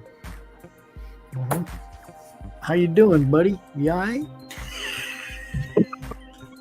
Well, that depends on if I can be so fortunate as to have the effect that I was willing to risk it all to get. Mr. DM? Yeah? Could that by chance have hit my neurological functions and result in possibly jarring me back into Frederick? Well, make a intelligence plus science check. Damn it. I'd have gone intelligence and luck. And Because as low as his intelligence is, he's going to need a lot of luck. Nope and nope. I got an 8 and a 16, and because I'm stuck having to try to beat just intelligence with 2,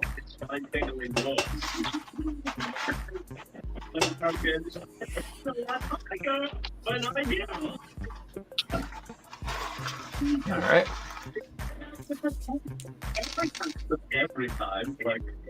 now I already used Cautious Nature within this same round or turn or whatever you want to call it, so I can't do that again, can I? Yep, same scene.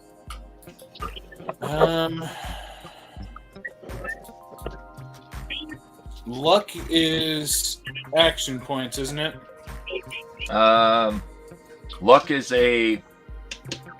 Yes, it works for action points, but you can also use it in place of another attribute, and also luck helps with the chance of doing something in a Oh, if I lucky can way. use it in place of another attribute, well then hell.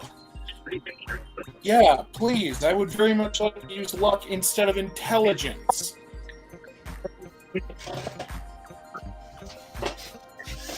So what luck is used for, according to the handy dandy rulebook?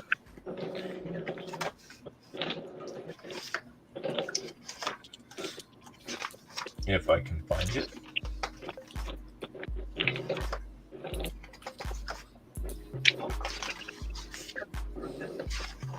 As I look and look and look and look and look and look and look. Luck describes just how much fortune smiles upon you, turning fickle forces in your favor and generally coming out on top when you should be at the bottom. Luck gives you points to spend to add to the story details. Use your luck attribute when you make skill tests and roll dice. Luck is not associated with any skills and isn't used as the default attribute for any test. So it might seem like it isn't used for skill tests most of the time. In truth, any situation where success relies more on chance than ability, the GM may call for you to use luck in place of another attribute. Similarly, you can use luck in place of another attribute by spending a luck point before you roll. Obviously, this works better if your luck is higher than the attribute that it replaces. So it's not so much that you can use it instead of another attribute, it's that if the chances of being... Okay, so it's like this. You're playing a claw game, right? A claw game uses agility. However, a claw game is also a certain percentage of luck. So you choose. You use your agility to figure out how to solve the puzzle with the claw game, or do you use your luck to solve the puzzle? Do you understand? Yeah. That's how luck works. You can use it instead of an attribute only if it's a luck of the draw. Well, then shouldn't it have been a luck check since I was trying to induce getting tasered to hopefully bring Frederick back out? Yes and no. Part of the issue with Frederick is an intelligence thing. You have to get your mind to trip. And it's not so much a luck situation so much as you're trying to get your brain to jump channels or to jump signals. Right, and if I was trying to, of my own volition, bring Frederick out, then yes, I agree with what you're saying, but I was trying to get tased to get my brain to, wake up. Well, the problem is you didn't suffer enough actual stun to disrupt yourself. You only got 3 points. Okay, that's what I was trying to understand. Yeah. Oh, do it again! You tased yourself, but your suit took most of the force. Damn The it. body itself didn't get affected. The suit got affected. That's why your suit is short-circuited. You yourself, the person inside, isn't really hurt because your suit of armor is designed to take a lot of force. Now, had he touched your head, you never know. Okay, so I actually did that wrong then, because when you told me I took 3 points, I took that off my health. Well, you took 3 points of damage to your health from the impact. Oh, okay. But the suit took most of the electrical shock. Gotcha. You understand? Yes. The suit got shocked the fuck out of it, enough to throw you. But the suit took the electrical burst. You yourself, the person inside the suit, took 3 points of damage from colliding through 2 walls and slamming into a bush. Gotcha. Okay, now I'm on the same page. All right. So, Mara. Yeah. Come on down with your character. If I must. You must. Come on down. You're the next contestant. Mara Jade, come on down to This Is Your Fucked Up Life. This is the hell that's your life. There we go. Your money or your life. All right. Move Mara up 1 square for me, please. All right, Mara. Just as you walk up to the rest of your group, you hear a huge, loud zot, like a large electrical explosion happen, followed by the sound of boom, boom, and something hit the bushes outside the shack. What would you like to do? Check to see if the thing in the bushes is okay. You turn the corner and you see a very dazed and very confused ogre. He is kind of lumped in the bushes, disoriented, trying to shake off whatever the fuck just happened. I look at him and go, "You good?"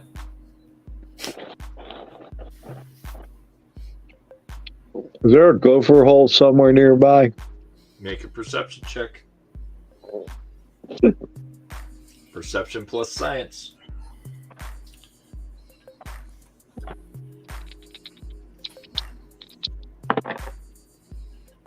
Nope. You have no fucking clue. I rolled a 20 and a 4. Oh boy. Yeah, you really have no clue. You find a hole in the corner where the other ghoul's digging. Looks like it might be a gopher hole.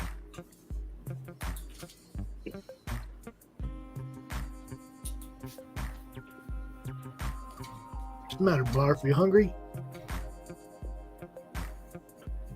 No. I was looking for a golf club. Mm.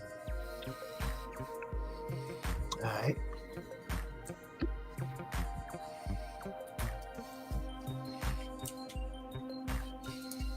All right, so what we like to do?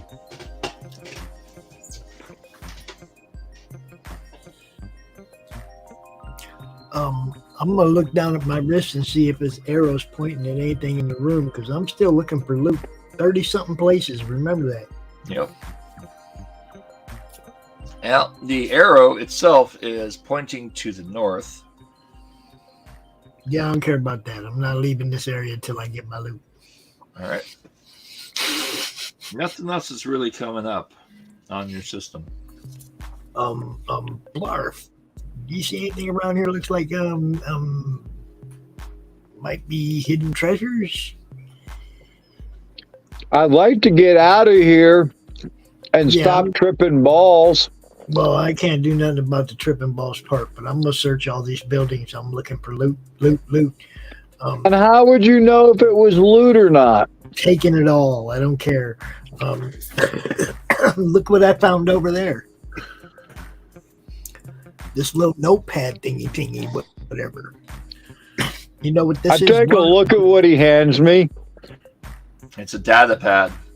You're familiar with these. You've seen these a few times. You don't really know how they work. See, I'm grabbing all the loot, dude. Hold on. I'm going to try and activate it. Remember, I have science. You do. You know, it's kind of funny because science, I have a 3 in science as well and a 7 in intelligence. So That's all right. I'm going to blow a point. Okay. And I'm going to turn it on. All right. You turn it on. It lights up. I got 2 successes. All right. We get into it. Looking at the data pad, it seems to be a itinerary for a small shop.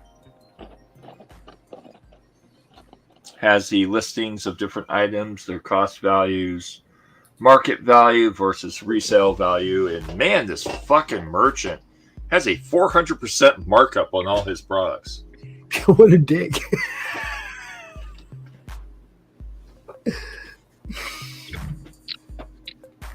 All right. Is this what you were looking for, thief boy? That's definitely Wapner. Definitely Wapner. Yeah. Okay. You can let him go, Blarf. I don't give a shit about him anymore. we I guess we got what this room has to offer. I'm not touching the ghouls. Let's go check out the round building out back real quick. What would you guys like to do? I'll go follow him, saying there's no turning him around. I need to keep him from getting killed. All right. Buford, with me. Hey, yeah! Buford walks up to Blarf, looks at Blarf, smiles, and does 2 thumbs up and goes, "Hey, yeah!" and then walks past him. All right, so I'm going in this building here, and I guess it's perception and survival again, or whatever. Yep. Perception plus survival. That would be a 10, which is missed it by that much. All right. You're not really 7, finding... which is good. So 1 All success. Right. Well, you find this weird little bag of white pills. I found the white crosses, yo. I'm good. All right. Little round white pills. They each say on them, "Eat me." Yeah, we're just gonna grab them, but we're not eating any right now. Okay. All right. Okay.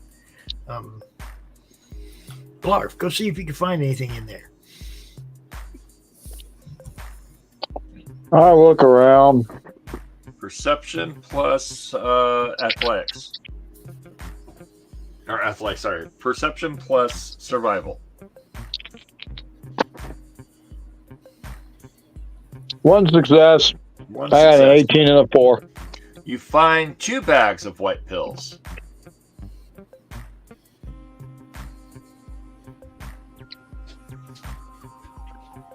I hand them to him. All right. This dude, goddamn dope peddler. These 2 bags have something on them. They say, "Don't eat me." Okay. All right. So we got 1 bag says eat me, 2 bags say don't eat me. All right.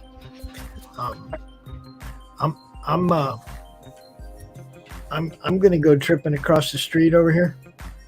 Okay. Well, not across the street. We're gonna check this round building right here first. All right. Well, Oh, that small one? Okay. Buford, with me. By the way, every building that we've gone into, has there been a back door and a front door? Only the bigger ones. Only that Smaller one. round ones don't have them. Okay.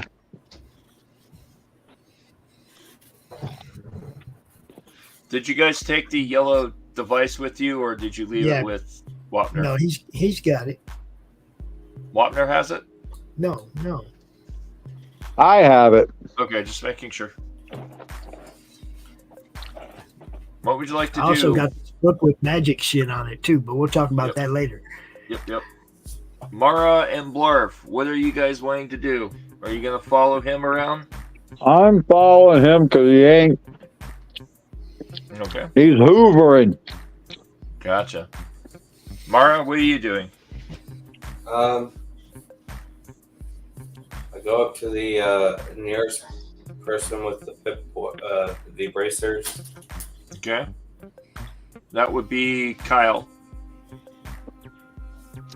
Hey, I found the thing that was blowing on our bracers. You did. Uh-huh. Whatever's pointing north, you went north and looked at it, Yes. and you're gonna tell me to stop looking for loot because we got to go do something else. Is that what you're gonna do to me right now, dude? No, I was just informing you of what I found. And what did you find? A fire that seems to be very alluring. Fire that seems to be very alluring. Something that was drawing your attention. Mine and 3 other people that happen to be up there. Oh, so now we are on a rescue mission. Yes. I mean, if you want to save him, I guess. What was the actual mission description? The mission was the Sacred Helm of Fire. Recover the Sacred Helm of Fire. Yeah, and I just unlocked 30 boxes in this area, and we ain't looked at them all yet. And that's what I was looking for, was the Sacred Helm of Fire. That's what the glowing dot is. Yeah, I found that.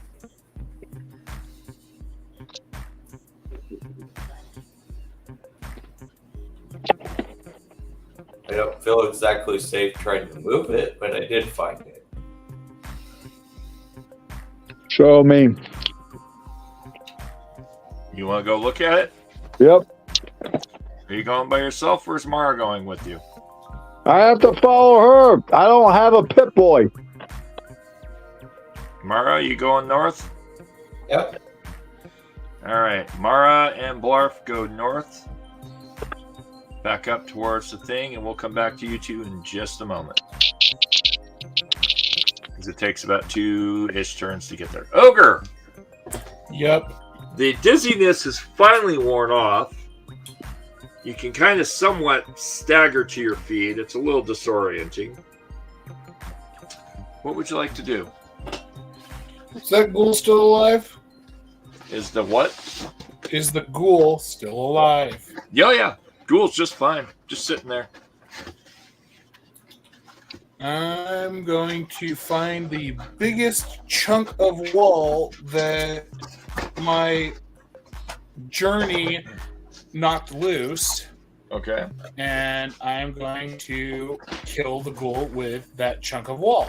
All right. I will need for you to roll a...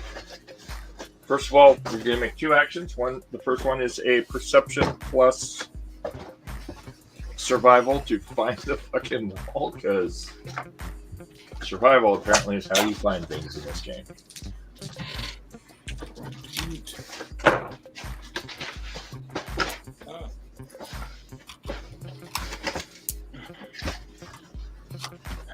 Nine and 14.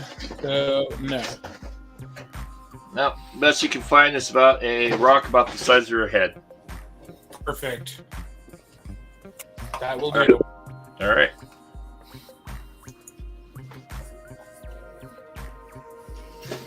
All right. Give me one moment, and I will step back onto the mic. Talk about yourselves. It's coffee talk time. Time for a break. As soon as I'm finished killing this ghoul, I am going to find the nearest guitar center, and I will get you a loot so that we can get the hell out of here. You mean to tell me that all those people have gone back to their homelands?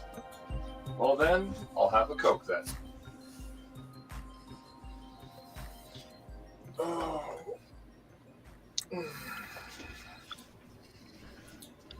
I can't hear any of you because I have stepped away from my headset, so you will have to give me one moment. No, unacceptable. No, I can wait. That's going to take a few minutes. All right. So, you pick up the rock.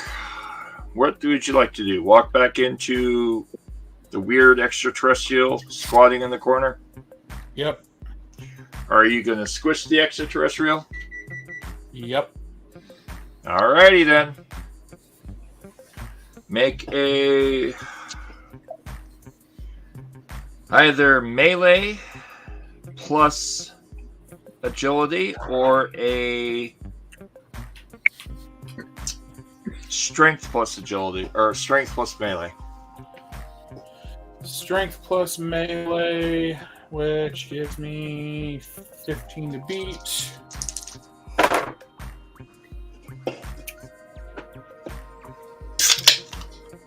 Well, this ought to be interesting. I got a success and a 20.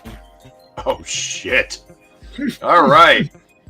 You're going to get blown back out the wall again.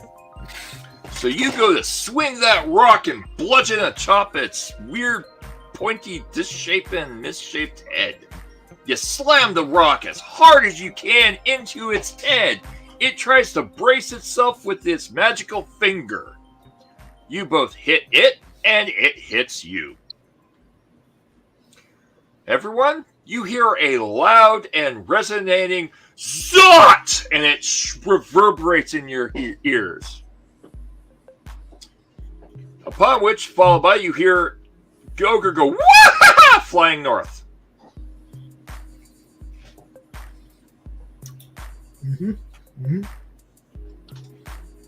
Mara, Blarf, as you're walking up towards the burning fire, you see Ogre go flying past you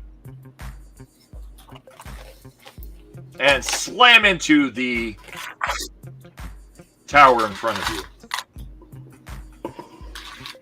Blarf takes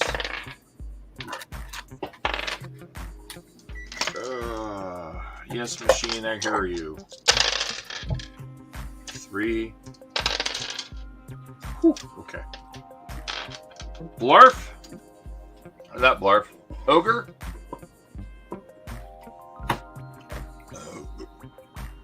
Ogre. Yes.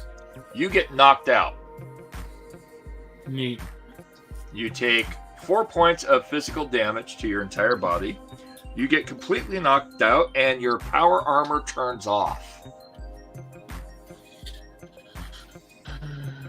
We'll come back to you in just a moment. Give me a moment. I have to go get something out of the microwave. Next time I try to protect you with a robot, you just chill out, Junior.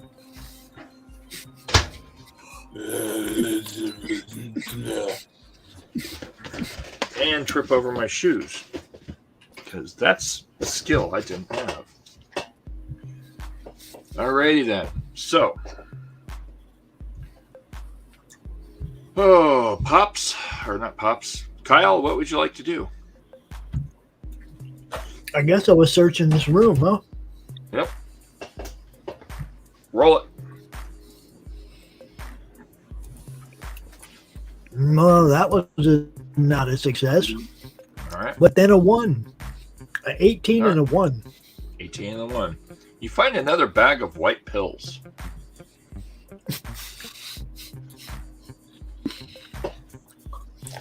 What's it say?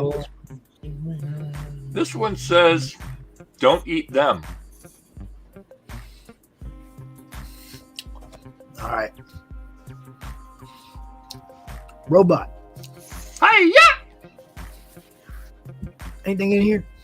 You see anything in here? Nope. What? What? Did I seriously just hear the robot actually answer? Yep. Yep. Isn't that what you wanted? Hush.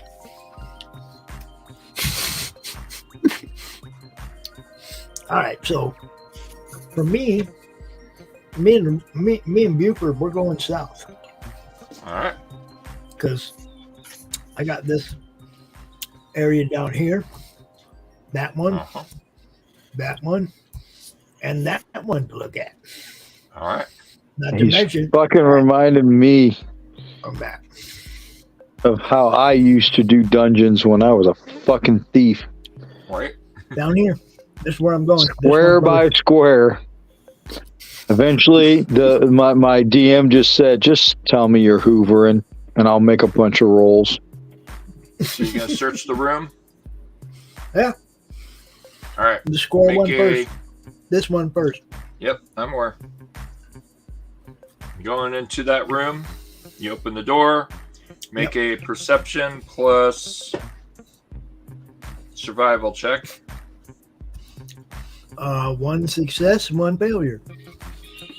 Like an actual 20? 18 and a 7. Okay, that's not bad. All right. You find a burning cigarette. Wow. Pick it up. Don't smell like weed. Nope, just a regular cigarette. Yeah, I don't care about that. What do you do with it? I kind of robot. You get anything over here? No, hold on. What do you do with the cigarette? I just blinked it. You flicked it? All right.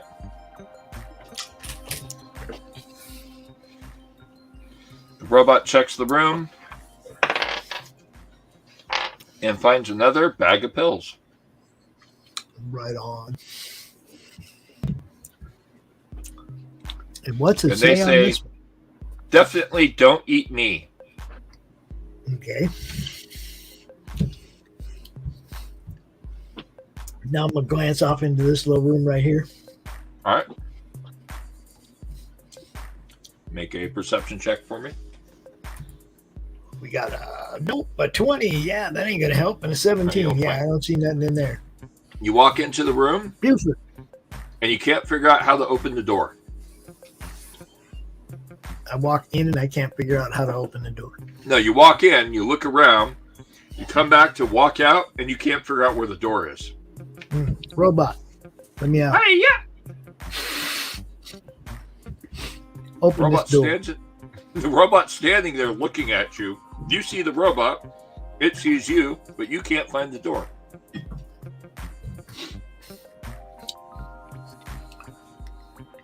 Open the door, robot. Robot grabs the handle and points to the door that's open. Okay, I'm walking through it. You walk up to the door, and the door is confusing. For some reason, that's not the door. You scored a 20.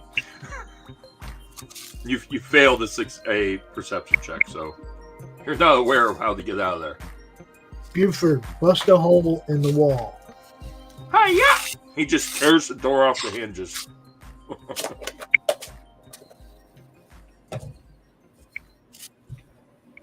What would you like to do? Buford, bust the hole in the wall.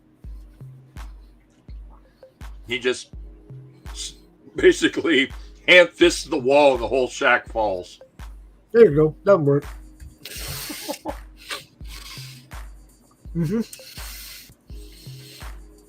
Why is this thief following me?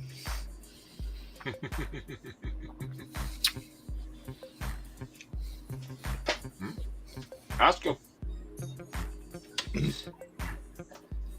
I kind of just did. Gotta fart. I need the fart.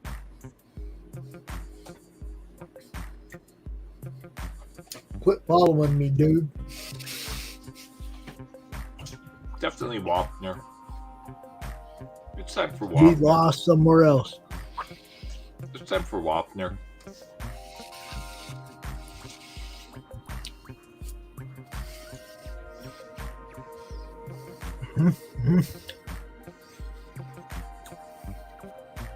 All right, you gotta open this room.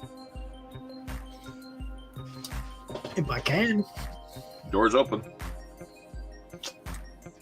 Make a perception plus survival check for me. This room right here. Yep. 14 is no good, but a 6 is good. All right. You manage to find an ammo crate that's locked, and you see something shining underneath a ghoul who's sleeping.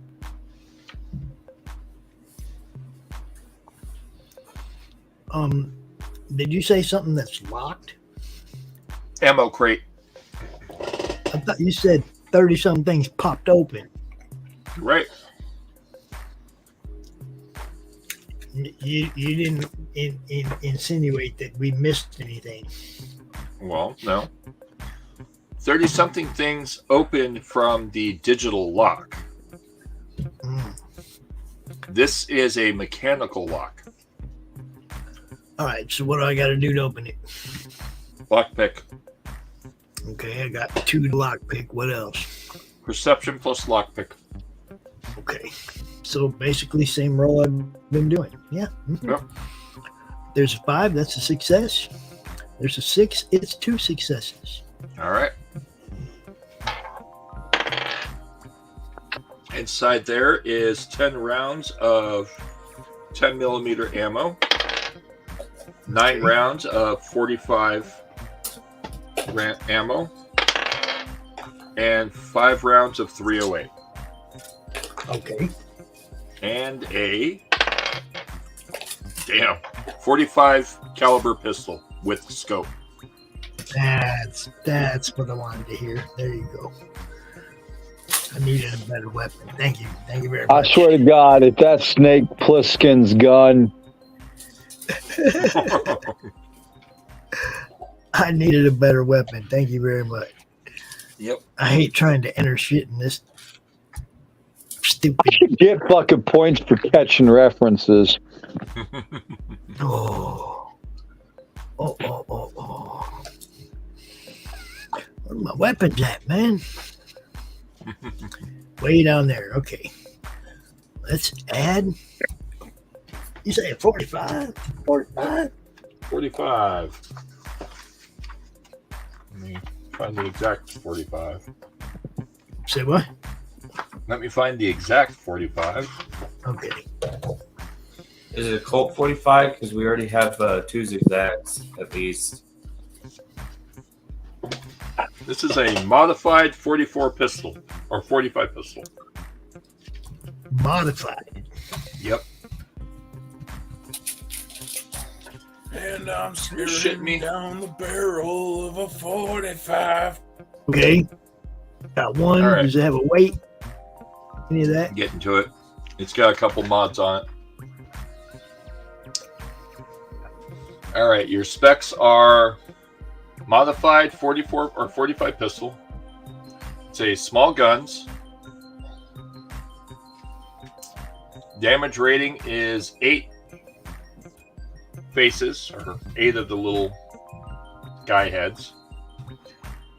Damage type is vicious and electrical. Vicious and electrical. Yep.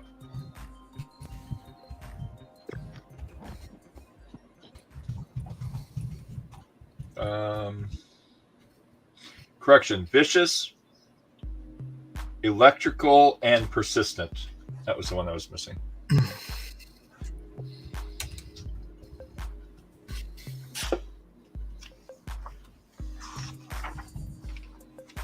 Why can't I spell vicious? What's wrong with my brain right now? Oh, I'm right there with you, man. PIC.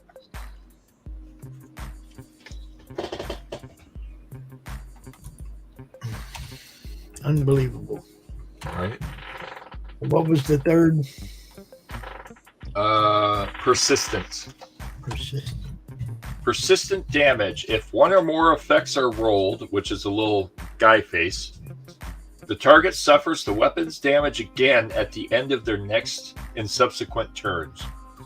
For a number of rounds equal to the number of effects rolled, a character may spend a major action point to make a test to stop persistent damage early. The difficulty is equal to the number of effects rolled and the attribute plus skill used by the chosen GM. Or chosen by the GM, sorry. Some persistent weapons may inflict a different type of damage to this weapon, and where this is the case, it is noted in the brackets, for example, such as persistent poison. This one is persistent electrical, meaning that it constantly electrocutes whatever it hits. Nice. Vicious is the attack that inflicts 1 additional damage for each little face point. When you roll your dice, you get a little Fallout Boy face, which is a 6. You get extra That's damage. hilarious, though. When you look at the mods category, none of those things are even close. Yep. I've added to the mods because the mods in this book suck. The fucking mods suck in this book. they're trying too hard to make this like Fallout 4, and it takes away from the actual game. But anyhow. Yeah, it's just got energy, radiation for damage types. It doesn't have any of it, You also have a recon scope on this. The range... Okay, so damage type is physical. Fire rate is 3.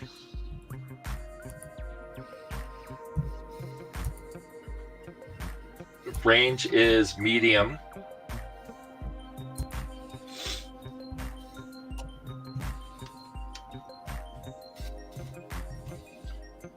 Quality is precise. It's not giving me medium for range. That's fine. Just whatever. Yeah. What was the other one? Quality is precise. Quality is precise. The weight is a 6.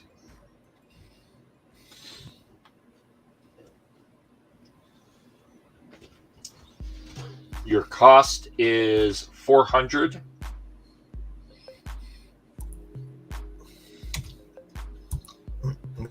Wait a minute. Your rarity is a 6.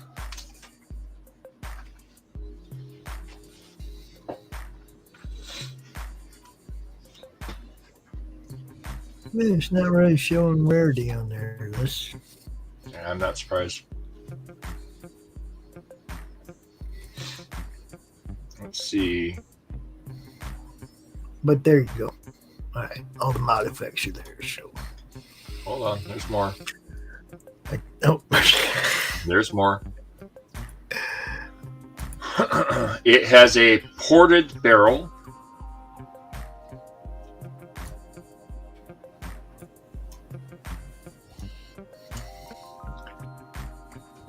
It has a large magazine, which means that it can hold about 15 rounds.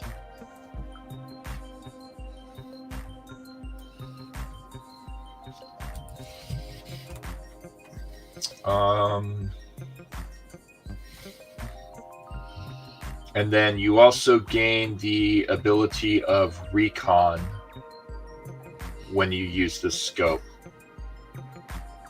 Cool. Which gives you the effect of Science 3. Man, I did that all wrong. I think you got to do it for each mod. Yeah, probably.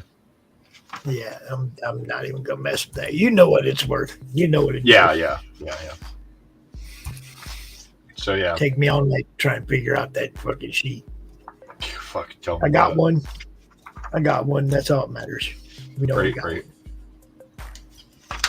one. Big badass 45, baby. Basically, 8 dice of damage, medium range, and a recon scope.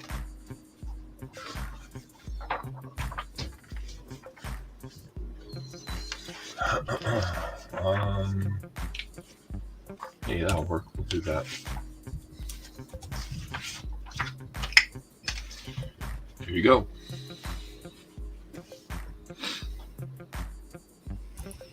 All right, so that was awesome.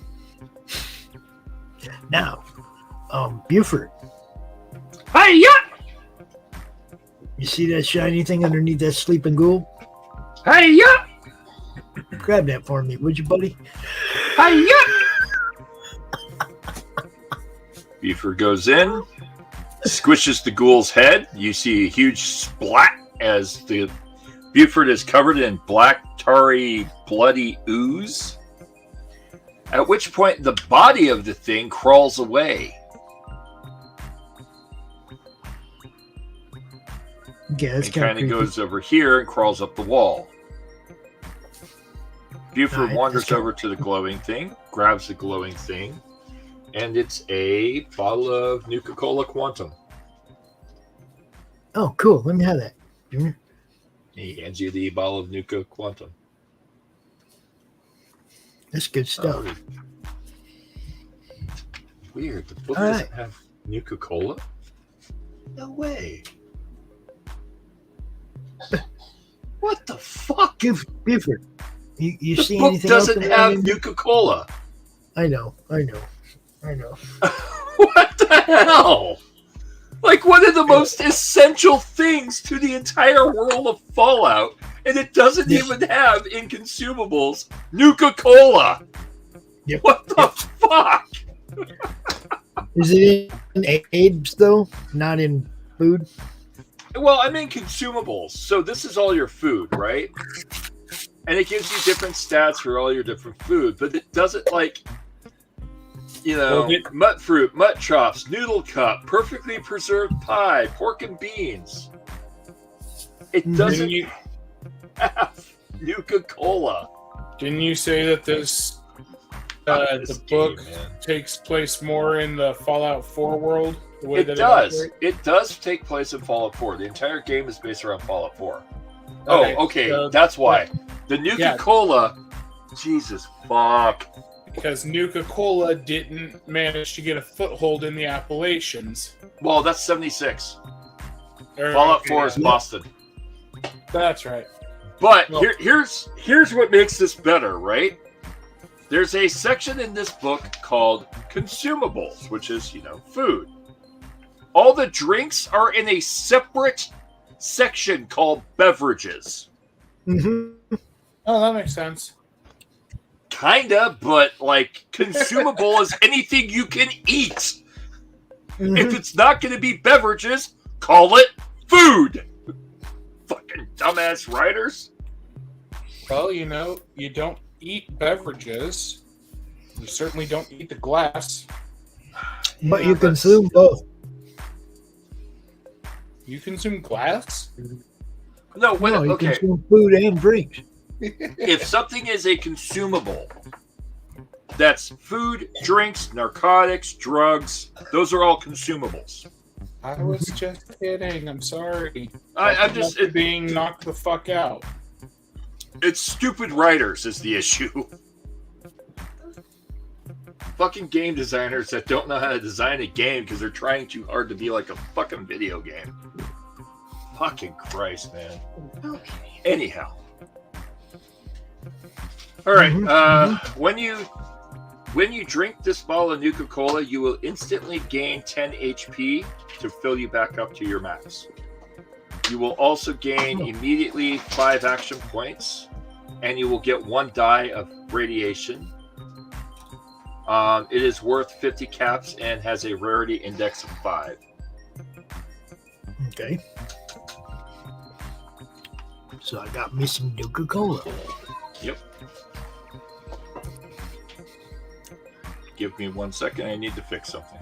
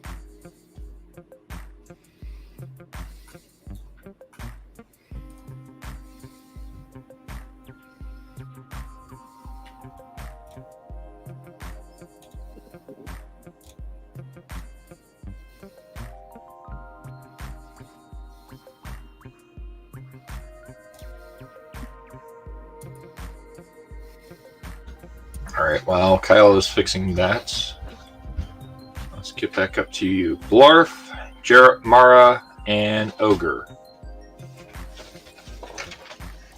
Blarf and Mara. Ogre goes flying past you and slams into the base of one of the towers. ogre is completely dazed and kind of knocked out. What would you like to do? I go over to Ogre and I kneel down and I say, we really got to stop meeting like this. He's actually knocked out. Like he's unconscious. He's just sitting there slumped.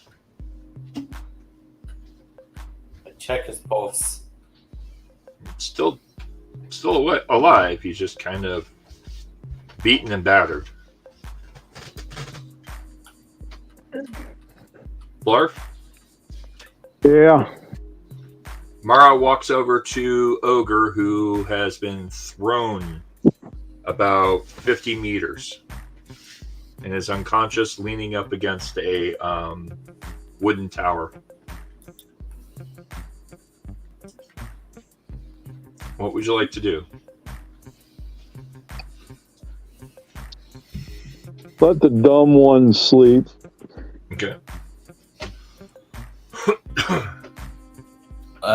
Shrug.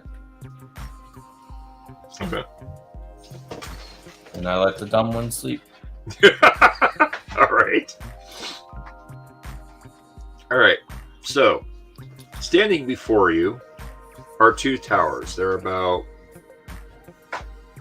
10 feet by 10 feet in length and width, and they stand about 40 feet tall on the left and the right. Off to the side of the two towers, in the middle of the two towers, is a small fire pit with something glowing.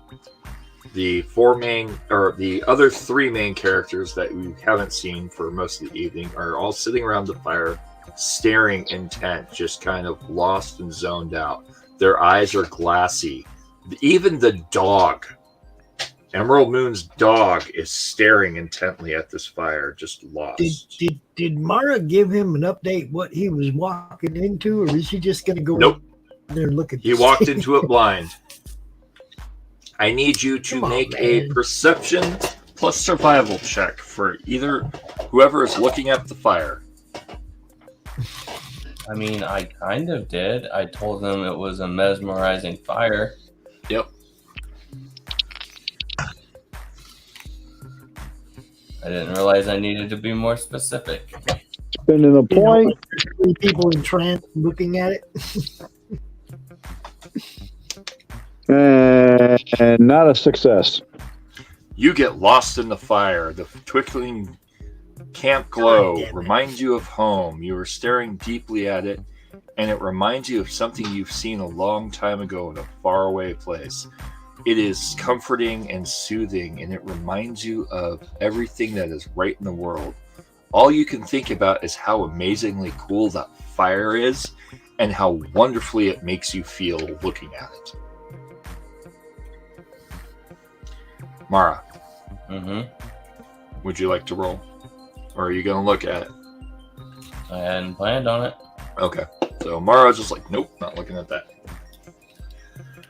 Blarf walks past you and wanders over and sits between Atrayu and the dog. He's petting the dog lightly, just kind of staring at this beautiful fire, and just like pets the dog in a zombie entrancement.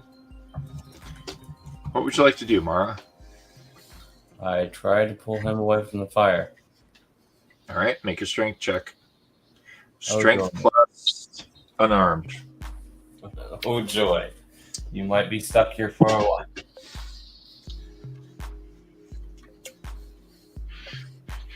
He better move, because I'm going to have the robot move his ass.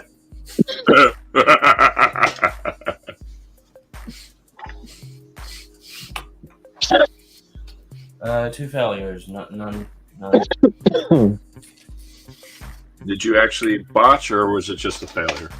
No, it's a failure. Okay. You can't budge him. It's like trying to move a concrete slab. What would you like to do?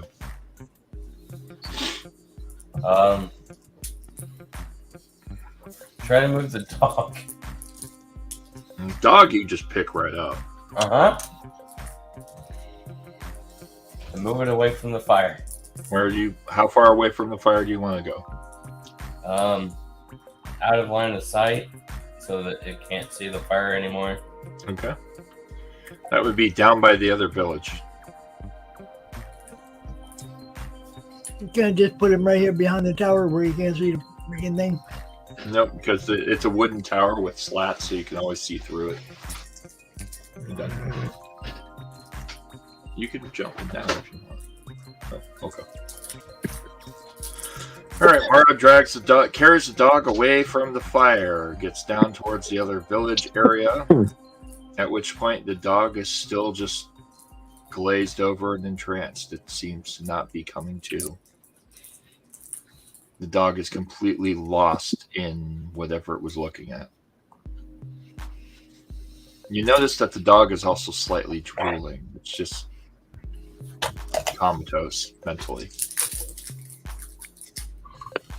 I try to not exactly slap it awake, but yeah. Shake it, trying to break it from its trance. Make a... Let's go with agility plus unarmed.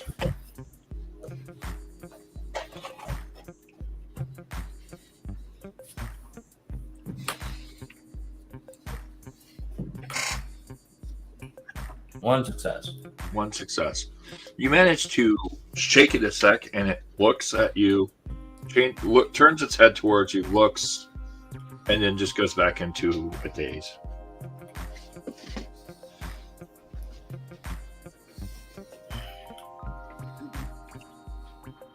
I try it again. All right.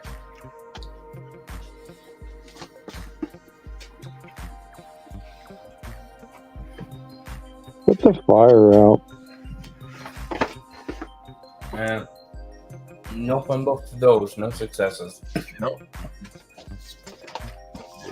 The dog is just staring.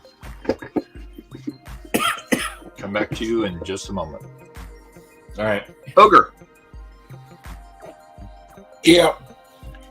You start to come to, you're disoriented, your head hurts, and Frederick takes control.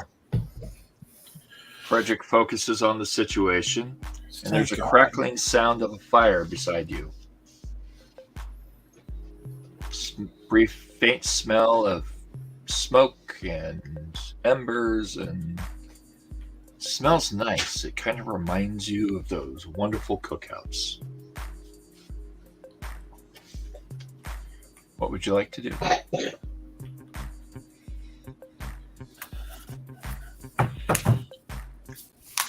I take stock of the situation. All right. Make a perception plus survival check. All right, perception, survival.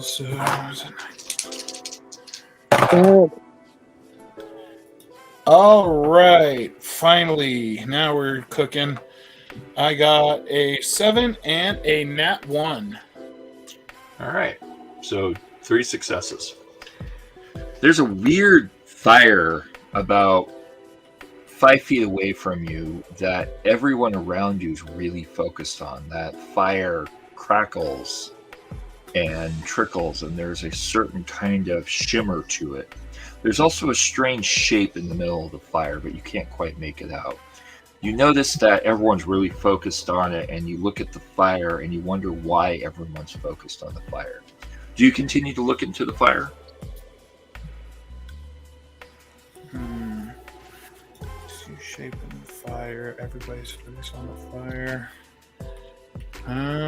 You recognize, and incidentally, you recognize that the rest of your party, Emerald Moon, Atriu, John Matrix, and now Blarf, are all standing around this fire, or sitting around this fire in a circle staring at it. Blarf is petting thin air, like he's just petting something beside him and staring at the fire.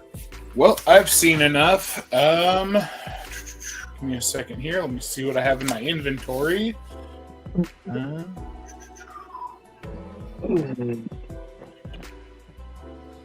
I still got my Vault 85 security helmet. Mm-hmm. I am going to fill that with dirt and without looking directly at the fire, get as close as I can and dump the helmet out on top of the fire. All right. You go gather up as much dirt as you can. I will need you to make a flat agility check because you're not paying attention to what you're doing and you're trying to avoid looking at something.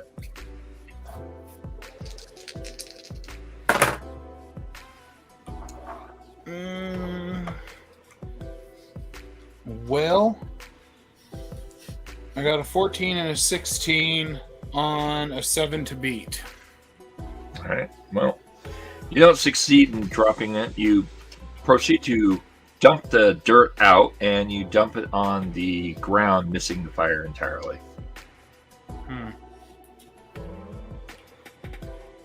Make a. How do you miss the ground? No, you dump it on the ground, missing the fire. Because he's trying to aim for a specific place without looking. Tried to make a no-look pass and failed. Yep. All right. Make a perception plus science check for me.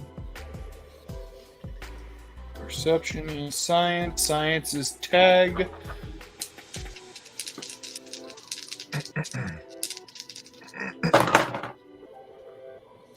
I got a 17 and a nat 1 on a tagged 12. So tagged and a nat 1, that's 2 successes. Yep.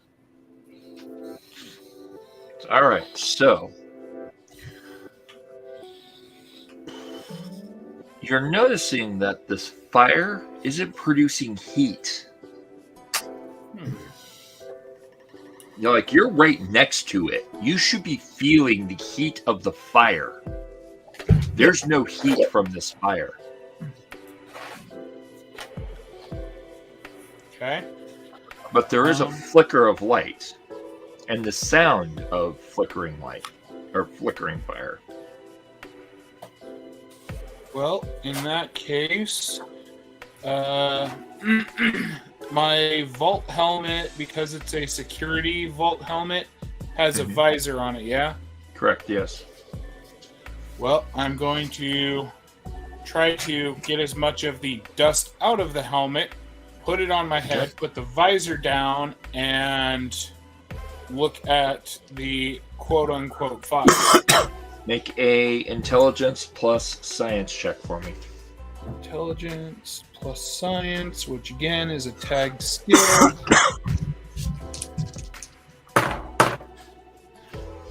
I got a 6 and a 16. All right. You can make faintly... The fire hurts your head, for one. It's flickering in a weird sort of way that doesn't seem normal. There's something strange about the way it flickers.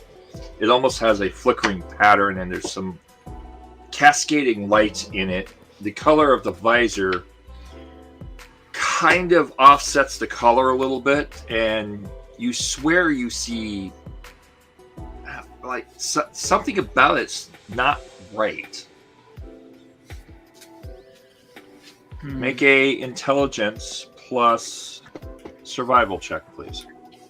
Intelligence and survival. Burn points.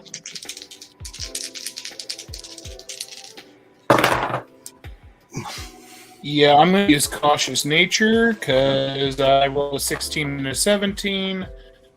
So re-rolling. Why don't you just pick old fucking Mr. Matrix up and drag him down here with us?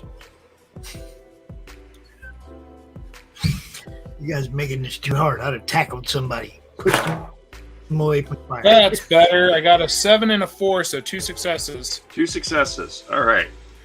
Your head is hurting, man. There's something. It feels like something is drilling into your eye sockets in the back of your head. There's this piercing sensation, almost like a high-pitched whine, in the sound of the crackle. It's almost like white noise or static, and something is just pushing into the back of your mind, pushing at you to look more at the fire. What would you like to do? Well, now since I am looking at it and able to therefore see what I'm doing, I'm going to start scooping dirt on top of it. All right. Make a athletics plus agility check, please. Athletics and agility will screw me sideways. No, not right now. We're in the middle of the game. I got one success. Hooray. One success. All right.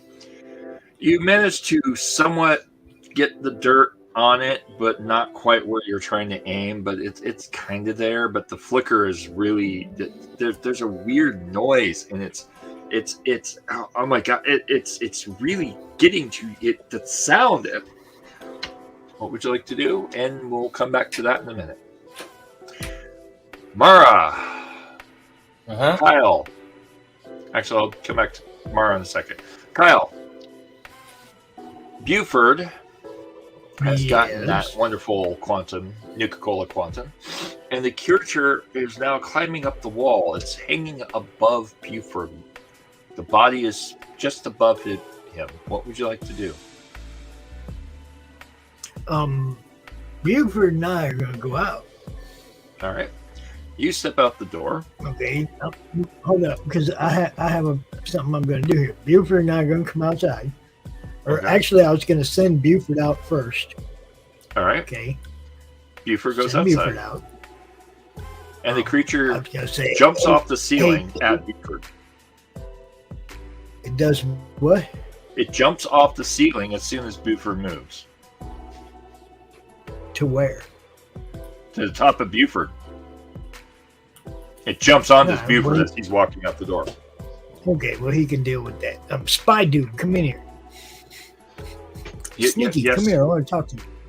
Definitely Wapner. Definitely Wapner. I farted. Okay, I want him inside. I want him inside with me. Inside. Okay. He comes inside with you. Okay. I farted. Now I'm going to go outside and I'm going to tell Buford, shut the door and lock it. All right. Buford turns around, trying to fight with this creature, and locks the door. Thank you.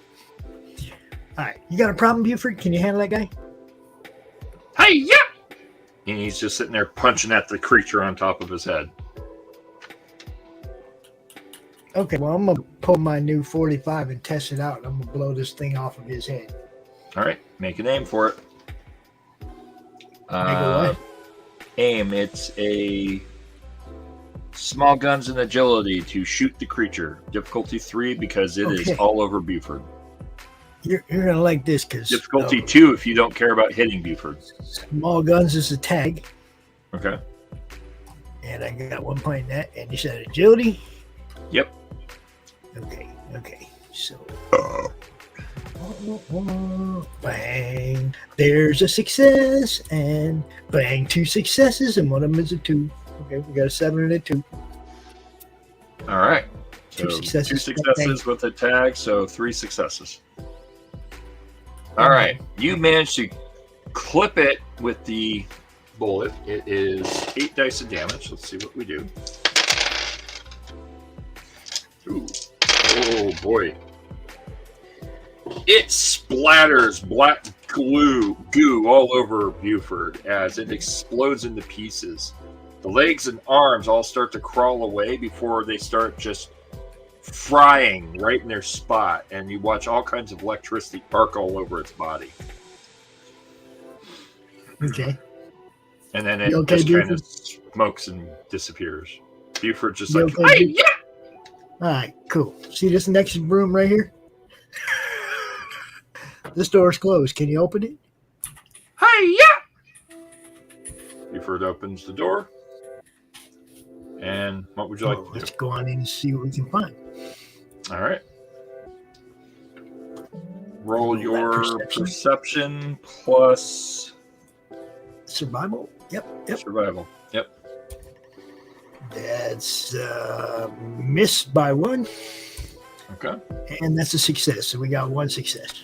1 success. You managed to find 2 boxes of sugar bombs. Nice. I like sugar bombs. Cool. Buford, you find anything in here? Buford searches the room and gets iguana soup. All right. Why is a spy behind me? Definitely Wapner. Definitely Wapner. Buford, Hey, yeah! lock him in this building and make sure he stays there this time. Hey, yeah! He throws the guy into the room and closes the door behind him. Now, weld that thing shut or whatever. Hey, I yeah! want to see that dude again, Buford.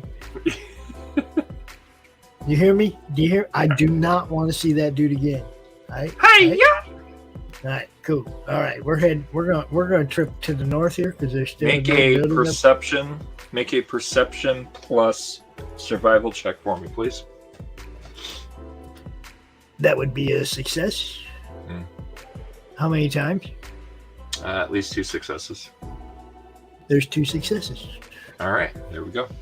The building that you flicked the cigarette out is now a blazing inferno. Yeah, I don't care.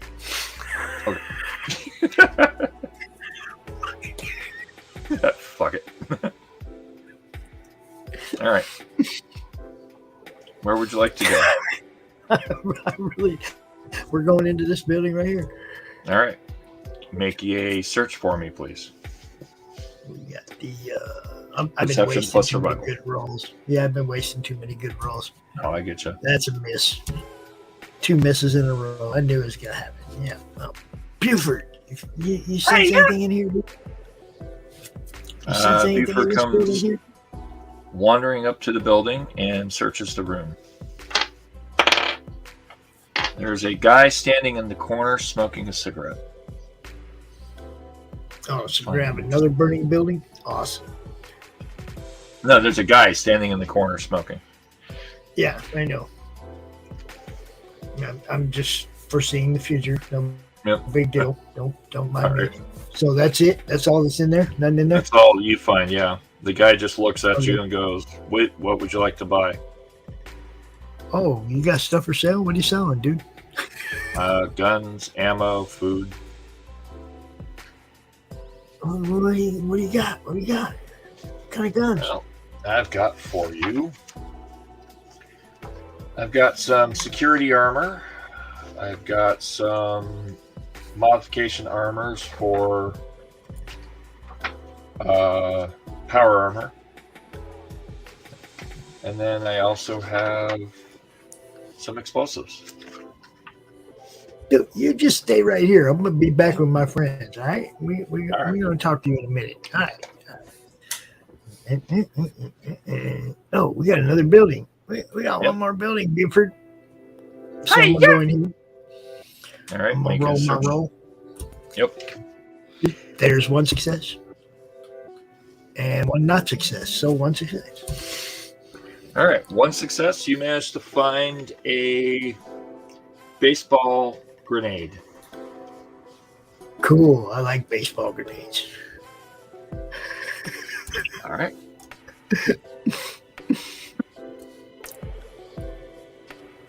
I don't know if that goes under weapon or ammo, but Yeah, weapon. It's just a weapon. okay. Buford, you find anything in here? He searches and finds nothing. All right. So we walk out, and there's Mara with the dog. Mara is holding the dog and trying to wake up the dog. Mara. Yep. Royal Kyle steps out of the little shack next to you that he just ransacked, and he's looking at you, and Buford's standing beside him. Make a perception plus survival check for me, please.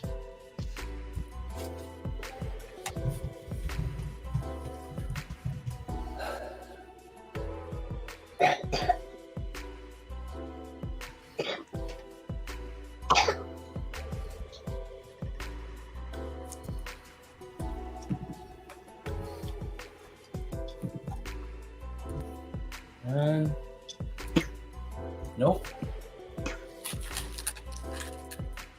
Did you not get it? No. I needed a 9 and I got An 11 and a 14. All right. You basically just see them walk up. There's a weird glow behind them, but aside from that, everything looks normal. Weird glow. It's called fire. Dun, dun, dun. Oh. Ooh.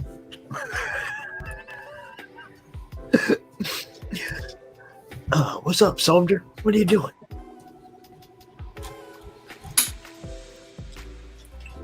Trying to wake the Mark. dog up. Trying to wake the dog up. What's wrong with the dog, man? It was looking into a fire and got mesmerized. Okay, so hold up. You're telling me that the dog and everybody else is sitting around a fire and they're just like hypnotized or something? Well, the dog is. I didn't mention everybody else, but yes. Yeah, well, the dog was with the rest of the crew, and our whole crew's gone. Where's Blarf?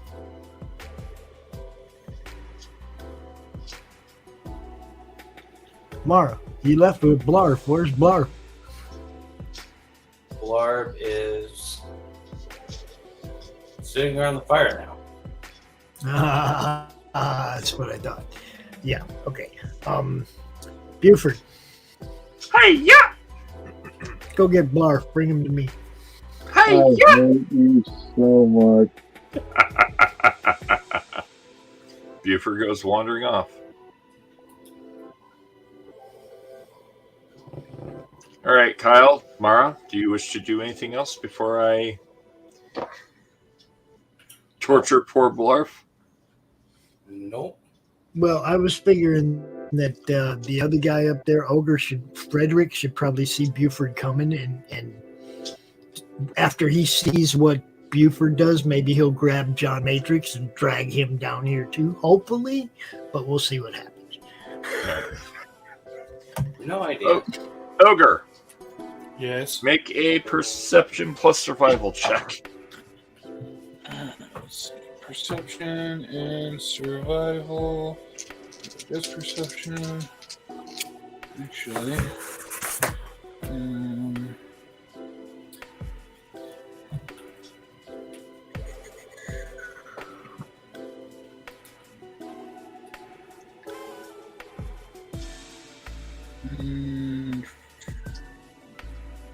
Okay, nothing of note. I was double checking some other stats. Gotcha. Okay, so I got a 12 and a 17 on a 9. 12 and a 17 on a 9, so you don't notice anything. All right. As you're sitting there messing around with the fire, Buford wanders up to Blarf and... Oh, shit. Buford failed. Buford starts to grab onto Blarf, and Blarf just picks him up by the head, turns him around, and hoists him in the air, holding him by the head. And Buford is just flailing around, trying to fucking get undone from Blarf's grasp. Buford rolled 3 20s.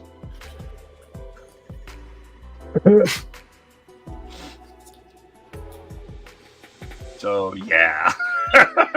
Buford fucked up. Alright. What would you like to do, Ogre?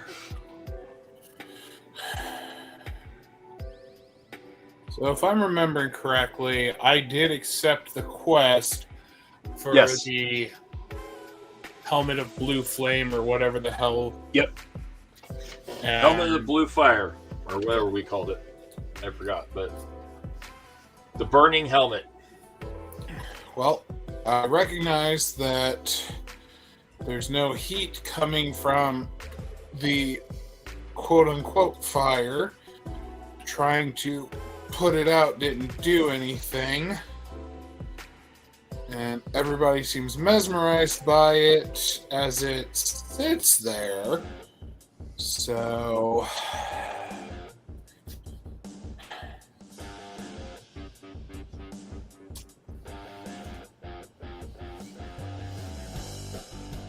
Well,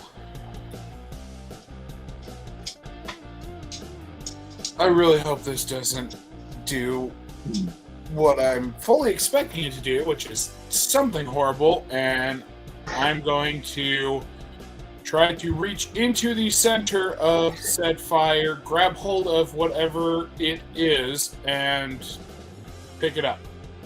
All right. Are you looking at it while doing it?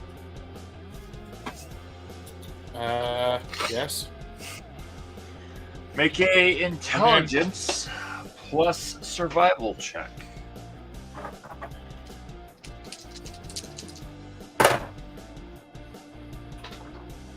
Two successes.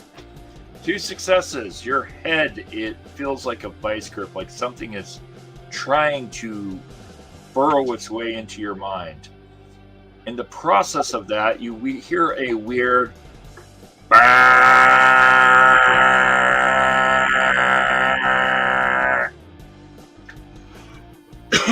at which point a large force field erupts around you and around the entire environment. You are encased in some strong, powerful presence where there's just this electromagnetic field all around you, boxing you in.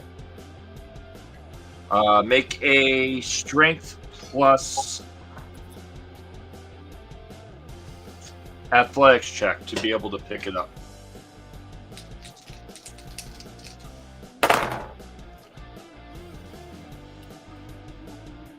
Seven and a 12 on a strength of.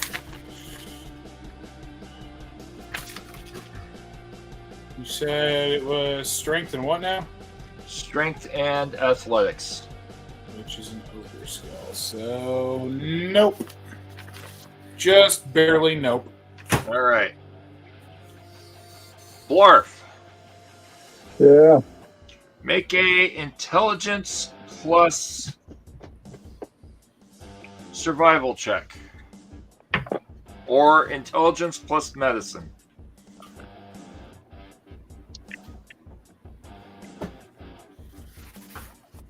I'm going to blow a point. I don't need to know about your personal life. Oh, damn it. A 2, a 3, and a 19. You snap out of the whatever the fuck is going on, and you wake the fuck up immediately. There's a loud humming sound and a purple electromagnetic force field around you. Also, in your hand is that goddamn fucking obnoxious robot. You're holding it off the ground by its head. Okay. Chucking the robot. All right. Agility plus athletics.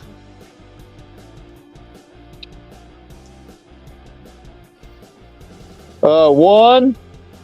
Okay. And a 14. So 2 extra successes. We're back up to 5. So how many successes did you get to throw it? Well, automatic plus 1. Yes. Plus 1. So 3. 3. All right. Where are you throwing it? Just out of the way. Up, down, left, right, behind you. Pick a direction. To the side. To the side. Are you throwing it towards the electromagnetic field? I guess. I don't know. All right. Well, I need to know because that's going to make a major determining factor.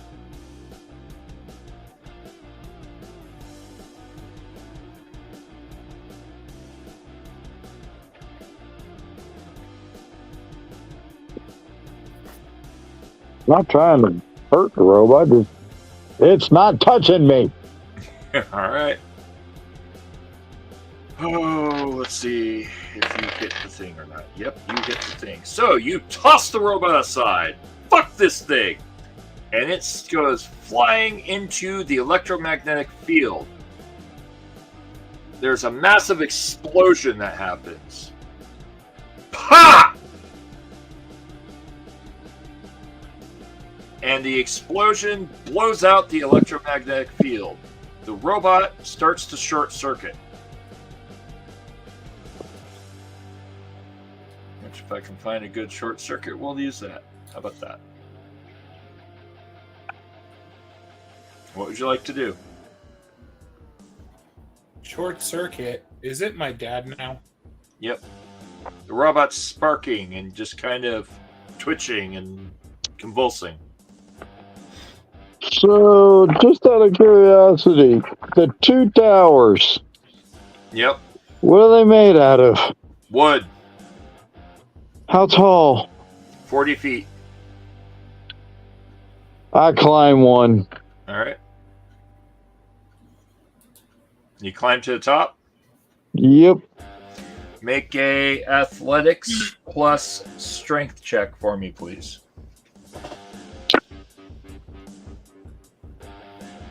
Oh, where's my glasses? I don't know. Where'd you leave them?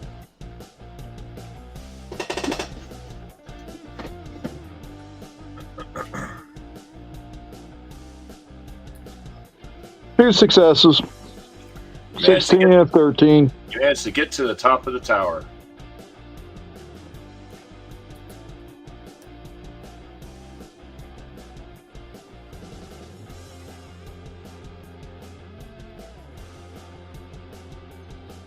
What would you like to do? What's at the top and what's at the top of the other one? Nothing. They're just two towers. There's a sandwich sitting here on a table and what looks like binoculars.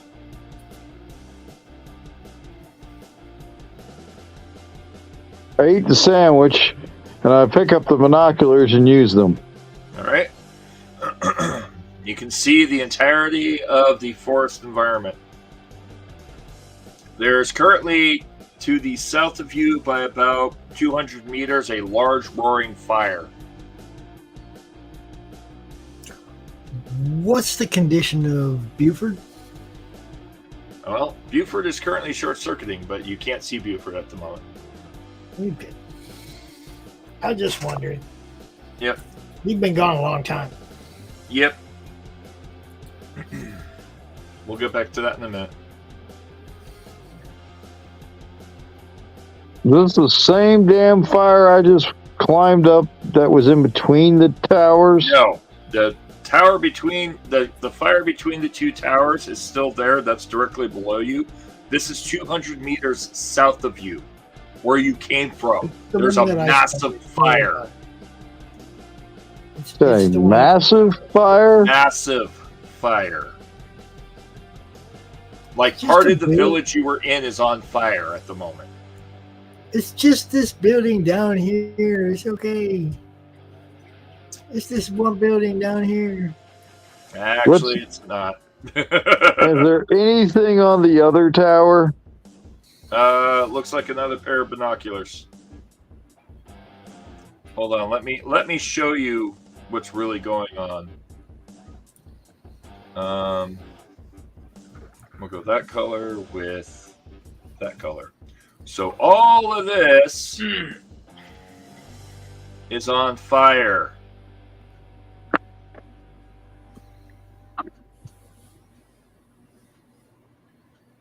All that green stuff is burning. All that, where that orange is, that's all on fire right now. You guys haven't really been paying attention to it, so that's why you're not really noticing it. However, Blurf sees the big fire. I'm not a fireman. Ain't nothing I can do about that. Must have been a lucky strike. Yes, it was. I jumped down off the tower. That's only 30 feet. That's nothing. Yep. Where are you jumping?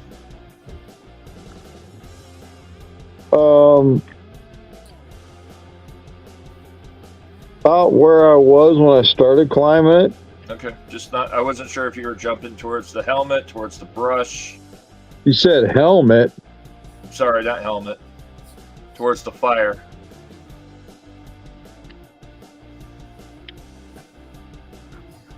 No. So there's a small bonfire at the base of the two towers, and then there's a space between you and Buford, and then there's the trees behind you, and then there's other stuff to the north. Now, if he's jumping back down, assuming that he looked down instead of just blindly jumping, he should also see that I've got my hand in said fire. He's not looking at that. No. He just jumped down.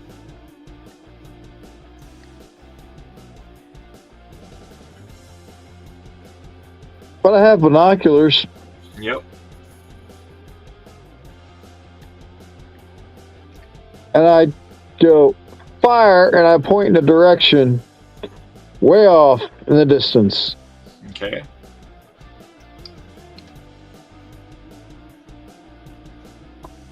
Ogre, what would you like to do? He's pointing to a fire way off in the distance. I'm going to try one more time to retrieve the quote-unquote burning object from the center. Okay. And if I fail, then I'm going to give it up as a bad job and follow Coach. All right. Well, let me rephrase. I'm going to grab one of our comrades who is still entranced by the quote-unquote fire and then follow Coach. All right. Make a roll. It's going to be an athletics plus agility to pick up that thing. I thought it was strength. Sorry, strength, yeah. There.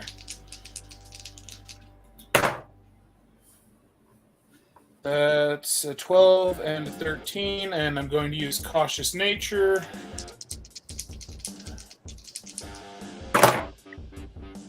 I got a 6, and it's a 6 to beat, so I've got a success and a 16, so 1 success. And if that's not enough, then I'm going to use an action point to try a reroll on that.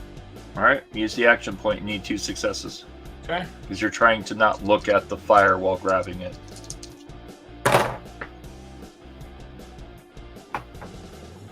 Nope.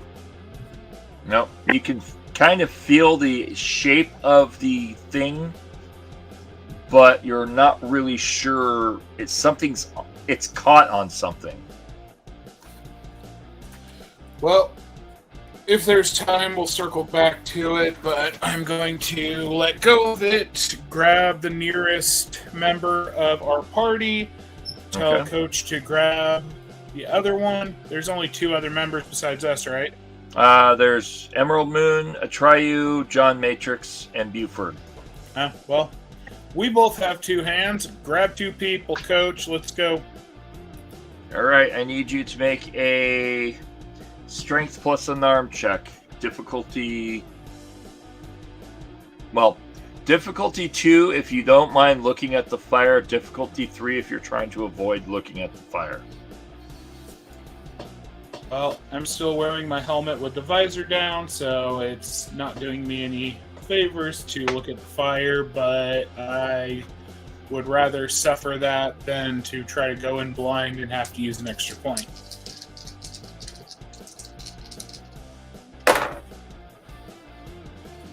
Got a 3 and a 16 on a skill of 6. How many successes? 1. You look at the fire. Make a intelligence plus medicine check for me. Intelligence and medicine. All right. Well, intelligence 10, medicine tagged.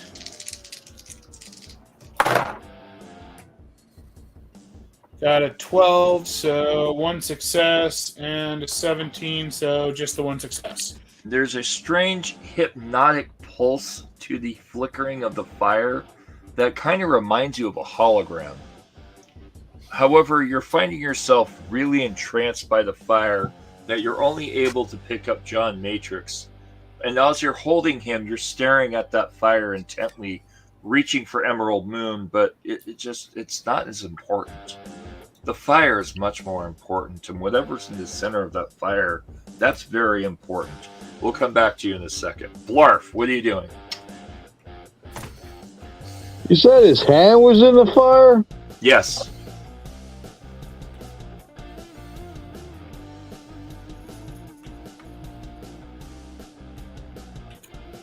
I'm going to reach into the fire. All right. Are you looking at the fire while reaching, or are you doing it blindly? I'm going to do it blindly, and I am going to go ahead and blow 3 points for 4 dice. All right. I need you to make a athletics plus agility to pick up whatever's inside the fire. Strength. Different for him. Gotcha. Give me a second.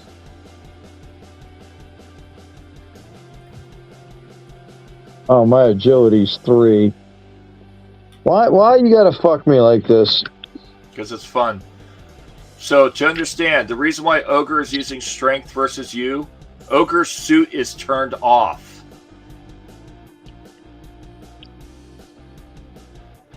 If his suit was working, he could do it with agility. But because the power in his power armor is turned off... I've got a strength of fucking 12 and an agility of 3. It's alright. You're just trying to reach for something. With. I rolled a 1 and a 2. Beautiful. Which is a tag, so a total of 5 successes. There you go. You pick up the helmet and pull it out of the fire. And the fire turns off. As soon as the fire turns off, there is a loud bang. Team Alfa Romeo has won the game. Congratulate Alfa Romeo, for they have finally finished the quest of the sacred helmet. Team Alfa Romeo, please come to the concession stand for your prize. Sweet. How many tickets do we get?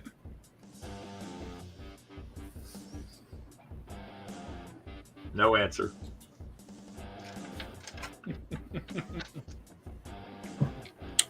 What do you think that was, Mara? Maybe we should go north. I'll come back to you guys in a second. I think we're at 5 group points at this point. Mara, hold on. Mara, Kyle. You just heard a loud announcement. The quest on your Pip-Boy goes green. Thank you for completing this quest. I don't have a Pip-Boy. I have a golden bracelet. Well, your gold bracelet.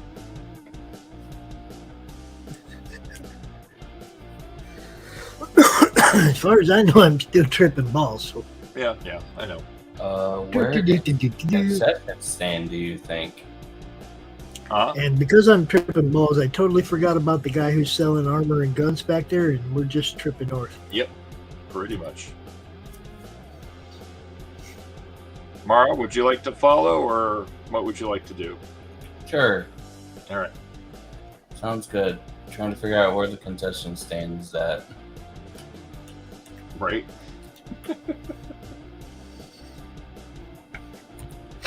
Looking at my bracelet and see if it says anything about where the concession stand's at. All right. Look, what's it going to take for me to repair my robot? Because I just noticed that he's like laying there all fucked up.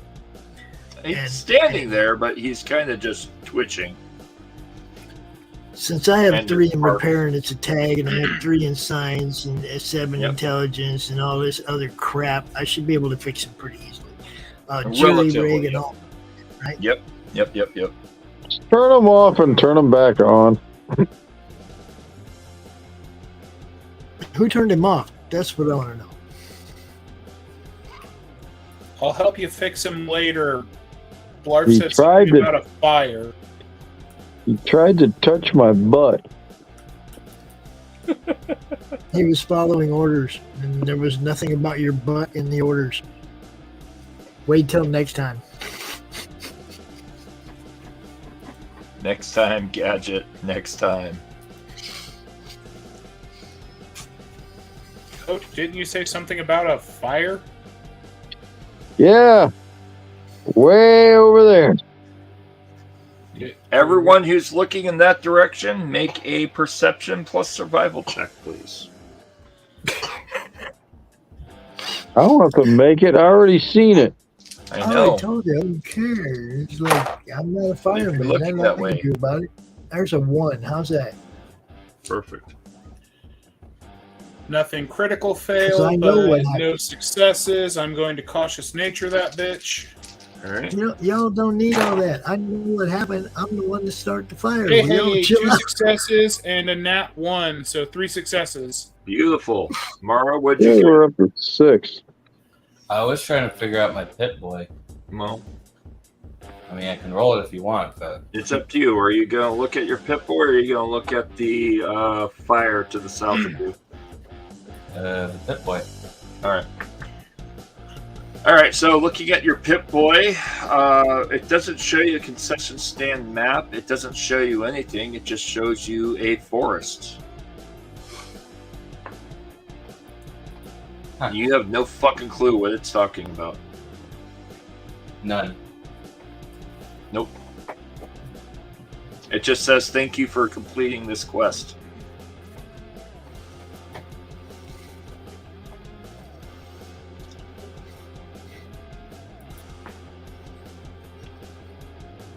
What would you like to do?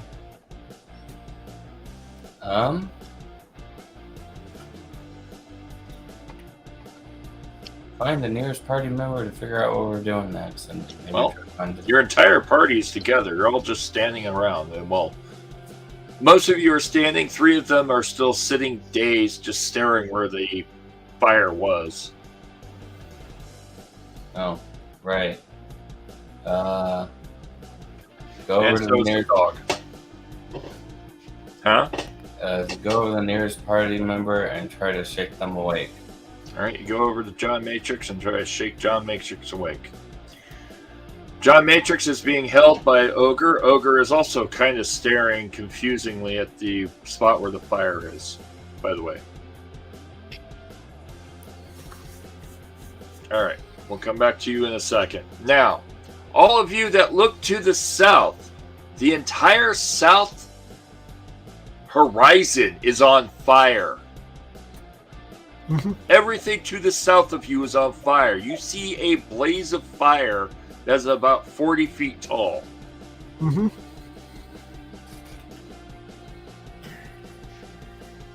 The entire forest to the south of you is on fire. Uh-huh. Just laying it out. We know. We see it. I need to fix my robot. All right. To fix your robot, you will need 6 checks. I'm gonna need what?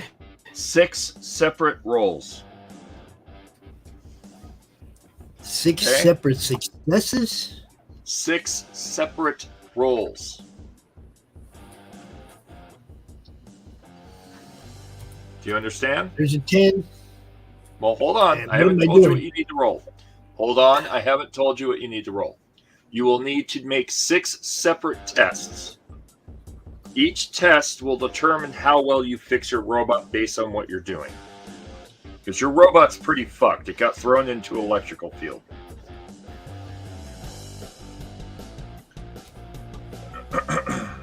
All right. First roll is going to be a perception plus science. Okay. That's a success. Okay. How many successes did you get? Oh, how many do I? You're not telling me how many times to Because roll. You said the number 6 of rolls. I success- figured. The number of successes you make in the test will determine how well you can figure out how to fix the robot. There So isn't I a need set 4 number. more rolls. No. You need 6 separate die rolls. Each is going to be a success or a sequential. The first one is to determine how much you need to repair to determine the damage. Each additional roll past that will be parts that you're fixing. So you're going to first assess how much damage your robot's been under. from there, you're then going to go in and determine what parts of your robot need to be fixed. You're going to go in and fix the motherboard. You're going to go in and fix the electrical system. You're going to go in and fix the servos, and then you're going to go in and finally fix the command system. And all that's going to be on perception and science? No, each one is different. I think what Okay, he was so getting I at got a was how 3 many on the dice first per roll. That's the thing. He doesn't have a set die. Each success determines how well he repairs it. There is no I got set 3 difficulty. on the first one. Okay. 3 total, or just 1 success? Well, I got 1 success out of 2 rolls, and how many am I supposed to roll? I don't. Let me say this again. There's not a set difficulty. Okay? The first die roll that you're making is to determine how much damage is on the robot. You're doing an assessment. The number of successes you make determines how hard the sequential rolls after that are going to be. So I can roll 4 times. It doesn't matter. I'm trying to figure out how many times I'm supposed to roll here. That's all. A total of 6 different rolls. Okay. The first roll determines the difficulty for all the other rolls. The number of successes you get determines how hard the next rolls are going to be. Okay, I got 2 successes and then a perfect out of 6 rolls. I don't know what you know. Okay, so 2 successes on the first. All right, that gives you an I assessment. got 2 successes. Right. Look, I got a 3. That was the first roll. Was 3. That was the first roll. Then I rolled a 10. Not good. And a 9. Okay. Not good. Then a 5. That's good. And then a 1. So 4 successes. There we go. All right.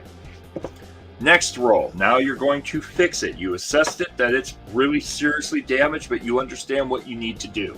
You got 4 successes.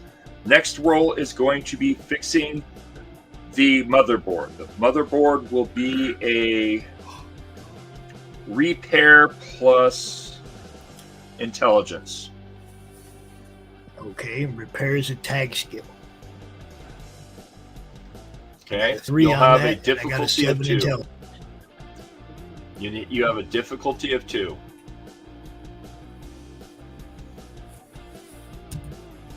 There's an 8. That's good. And a 10. That's no. Oh wait, a 10 is a tie. That's good. Okay. Both good. 2 successes. You're able to kind of jerry-rig it enough. It's not perfect, but it will work. The next thing you're going to work on... rigging too. Don't forget. I know. You jerry-rig the motherboard with some chewing gum and electrical tape, and it's working. It's not perfect, but it'll work. Your next is the servos. You're going to need at least 2 successes on the servos. Your servos is going to be a repair plus intelligence. Okay.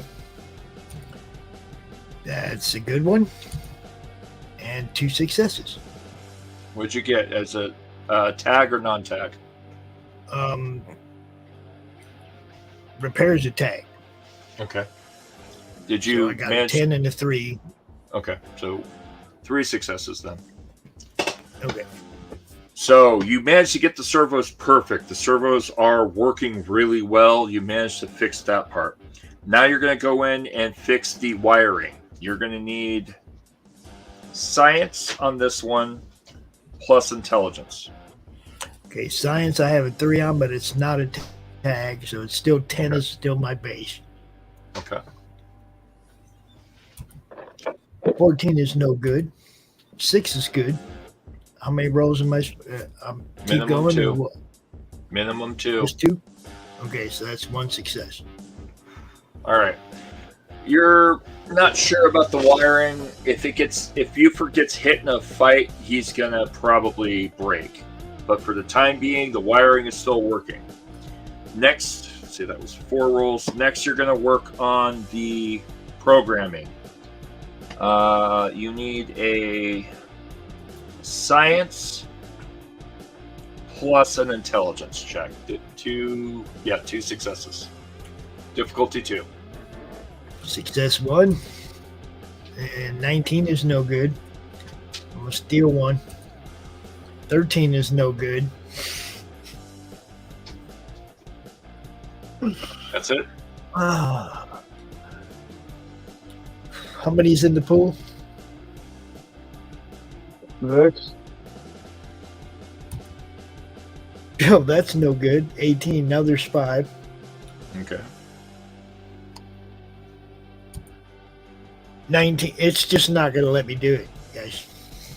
18s and 19s ain't supposed to get me nothing. So I just wasted 3 rolls. It's all right. It happens. Do you want to do another one? You can only do one Just more. waste the roll. Another 18. Like I said, it's wasted. Look All at right, that. It that's just fine. went 19, 13, 18, 19. No. Okay. Programming, there's some short-circuiting, there's some mechanical issues. He's going to walk with a limp until you can get back in here and get him to a proper repair center. Buford would not be good right at this point for close combat. Last check is to fix the actual armor of Buford, which will be a science plus intelligence again. There's an 8. That's good. There's 11. That's no good. 1 success.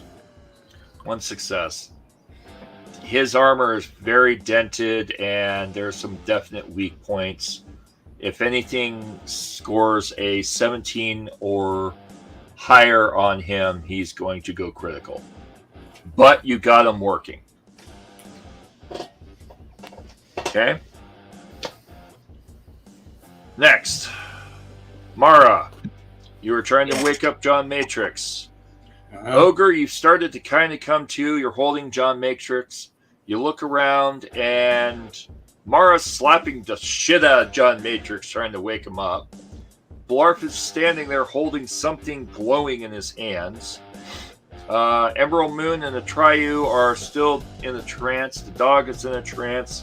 Kyle is relatively managed to fix Buford. Buford's still kind of smoking a little. What would you like to do? Well, it doesn't look like I'm able to get anybody awake at the moment. Out of the corner of my eye, can I see the fire? Is the fire still going? Oh, fuck. Wait, the fire between... Which fire? The small fire or the big fire?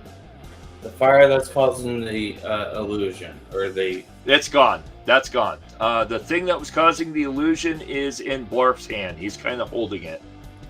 Okay. Sorry, Looks like it's... that now, or are they just in a trance? They're in a trance. Okay. I guess I'll keep trying to wake people up because I don't know what else to do. Like, do I have it? Actually, I do have some water. Splash some in somebody's face. All right. Splash some in John Matrix's face.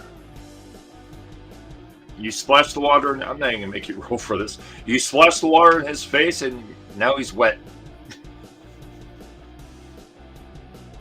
He's just kind of lost in a trance. Ogre? Yes. What would you like to do?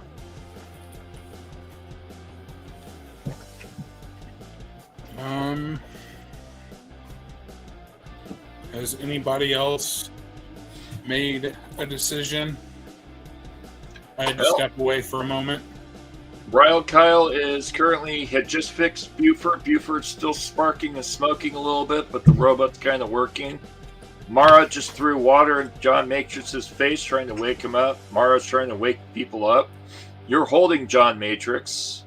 The other two are still in a trance, and Blarf is holding a glowing helmet.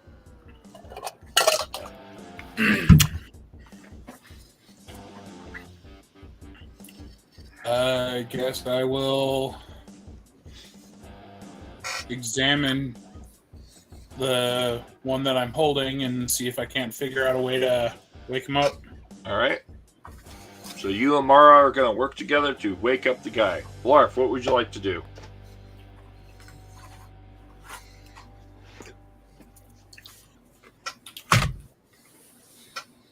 Blarf?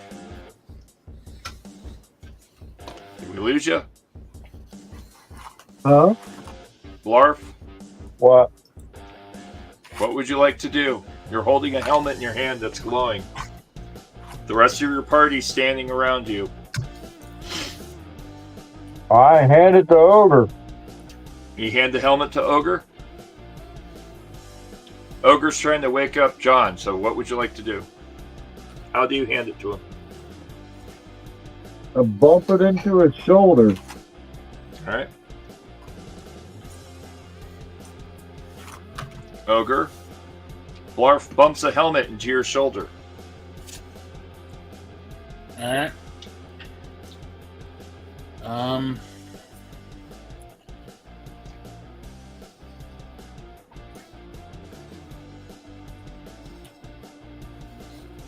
Well, hold on to that for now. We need to work on getting people back up and moving, because either we need to put out that fire or we need to get the fuck out of here.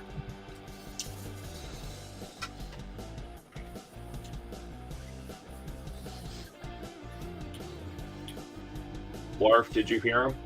Yeah, I got no idea. All right. Ogre, Mara, I need you to make a combined intelligence plus medicine check. He can only add one extra die to that roll. One of them. Whoever's got the better roll rolls. The other one adds one die to that roll. Well, I have intelligence 10, and you said science? Medicine. Oh, medicine. 3 with a tag. So 13 with a tag. Mine is 8. So All right, so you get to add the extra die. So I just roll once. Yep. 1 success. All right. Nat 1 and 16. So 3 successes. You managed to slap the shit out of John Matrix, at which point he comes to and goes, "What the fuck happened? Where the fuck am I?" Oh, okay. Well, shit, it's that easy. Go talk to Coach. Move on to the next one. And he's just kind of disoriented. Well, I'm just going to shove him off towards Coach and move on to the next person to slap the piss out of until he wakes up. Okay. That would be Emerald Moon. Okay.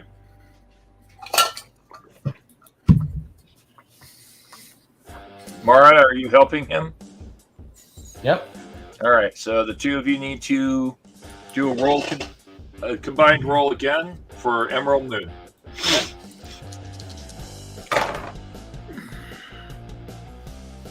10 and a 12, so 2 successes, no super,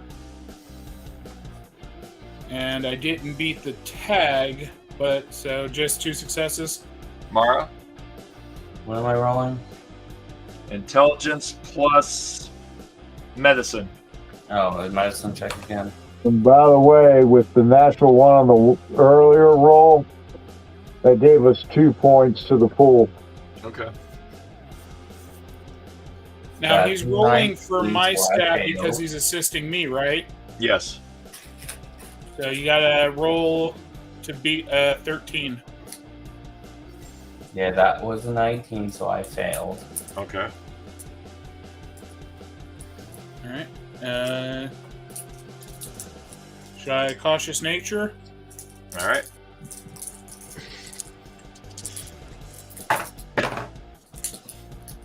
15 and a 5, so that's the third success right there. All right, perfect. You slap her hard, and she snaps out and goes, "What the fuck are you hitting me for?" Go talk to Coach. Shove towards Coach. Next. And lastly is a try you. Or if you have two very confused people looking at you going, "Why am I supposed to talk to you?" I don't know. The There's a fuck you fire. And they go, "Okay, so why the fuck are we standing here?" All right, last one is on the try you.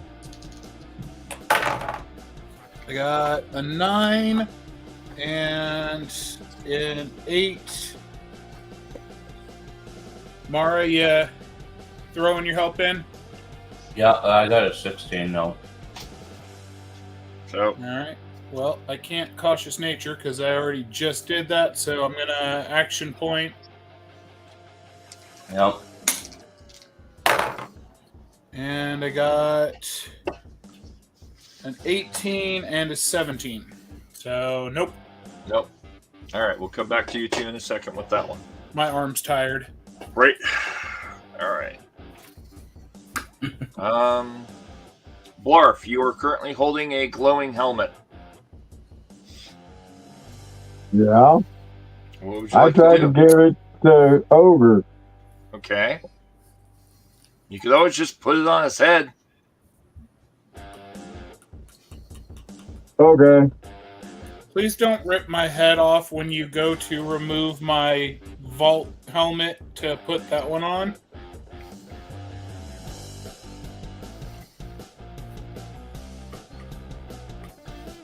What would you like to do, Blarf? Are you going to put it on his head, or are you going to take the other one off?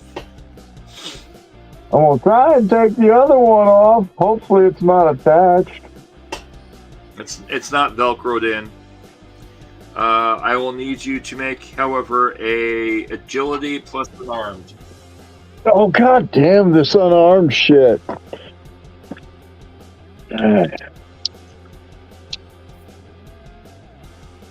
3 and 7, so that's 2 successes. You managed to take the visor off his head. Are you going to try to put the other one on his head? Yep. All right. Roll again. Are you doing this as one fluid action or 2 separate actions? 2 5s. One fluid or two separate actions? 2 separate actions. All right. So you pop the first one off, Ogre. Your helmet gets flung off your head by Blarf. At which point you turn to him and go, "What the fuck?" And he slaps on the new helmet. Now, here it is, Ogre. Your helmet that you've been missing just got put on your head. What happens? Oh. Okay. Well.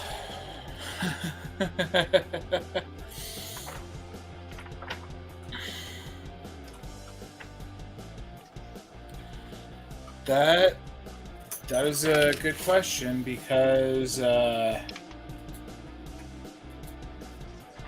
you and I didn't really sit down and hash out an official scenario for this. Yep. However, the previous understanding, tentative as it was, is helmet on, Ogre wakes up. Okay. Helmet off, it's Frederick, but with the helmet being lost or remaining off for prolonged periods of time, kind of a Jekyll and Hyde situation. It could just happen. Okay. Give me 1 sec. I'm looking at mods. All right, there we go. All right. Your helmet fires up, your suit kicks on, and there's a weird warning in your HUD coming up. Okay. Your weird warning is telling you of an emergency fire on the floor and showing in a virtual display in the corner of your heads-up display a map of the floor you're on and a section on fire. All right. Now Your entire suit starts to power up into full system of updates, and you start seeing a whole series of updates go across your screen.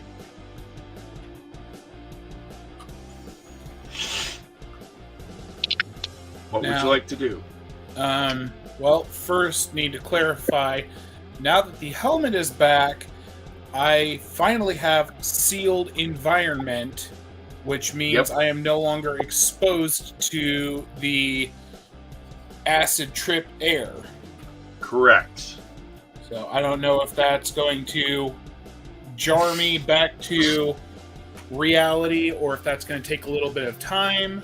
So, I need you to add something to your character sheet. Give me a moment. I gotta find a writing utensil. Like this one. Okay. Alright. You now have a radiation scrubber, I already had that. air filtration. Well, this is a radiation scrubber times 2. You have 2 of them. Okay, so I'm just gonna put a X2 underneath the existing line. Okay. Rad Air scrubber. filter, air filtration scrubber. Air filtration.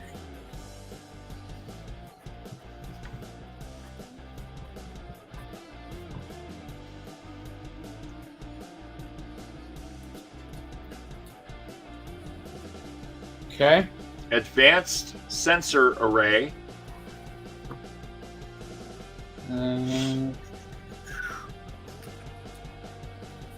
So I already have a sensor array. Is this a secondary or is this an enhancement of? It's an enhancement of.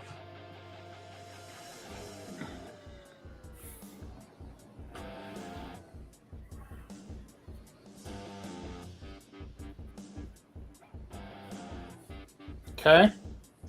All right. A advanced HUD.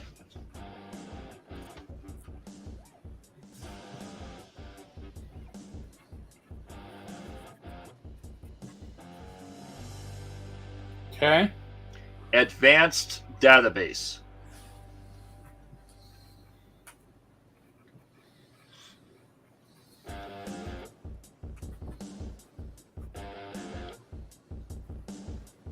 Okay. Okay. The advanced database allows you to re-roll 2d20 on all intelligence tests while your armor is powered up. Slow it down a little, please. So, Re-roll 2d20 on all intelligence tests. on all. Okay. Sensor array, re-roll 2d20 on all perception tests.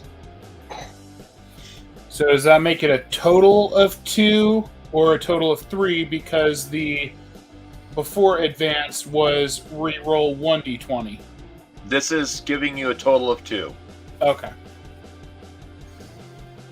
Alright. Your advanced HUD gives you specs. Basically, your advanced HUD works as a Pip-Boy. Oh, so I don't have to look at my Pip-Boy anymore. I can just pull it up on my HUD. Correct. Okay. The radiation scrubber, the double radiation scrubber, ignores. Let's see, hold on, I'm reading it.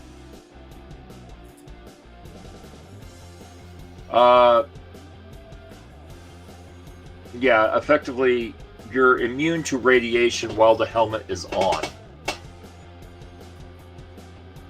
Okay. And then the air scrubber allows you to scrub all toxic chemicals or radioactive chemicals from the air that you inhale. So I'm having a shorthand here because I kind of Yeah. filled in without leaving space. That's So fine. air filtration scrubber basically just scrub all airborne toxin. Yep, that you inhale.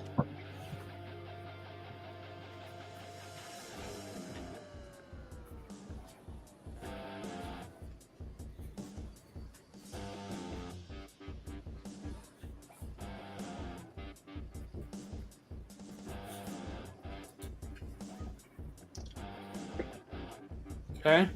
All right. And that's it. So I'm kind of confused about the rad scrubber because the initial one, all I have written is food, drink, and radiation, or food and drink radiation immune. So the ×2 means I'm now also immune to like radiation at all while I'm wearing the helmet? All radiation. Okay. So Radiation does not affect your character while this helm is on. And the reason for this is actually a Mark 7. This is a modified Mark 7 Exo 1 power armor helm.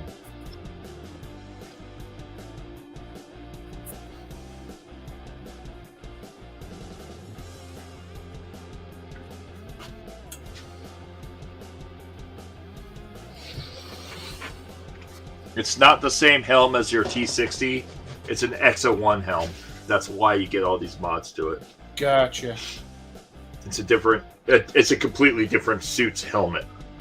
Okay. Well, I think that will do it for now, and then I'll have to come back later and pretty up the writing. All right. All right, kids. And that is where we're going to stop for this week. Because next game is going to be a whole different level of clusterfuck. Check the XP. You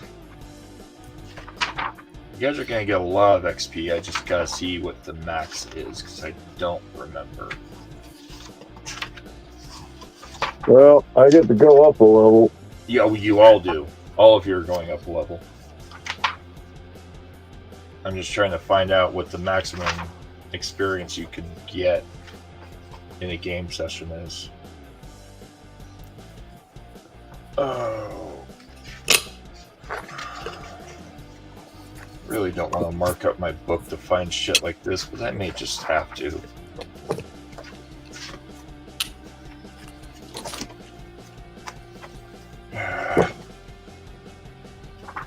They don't make this very easy to find.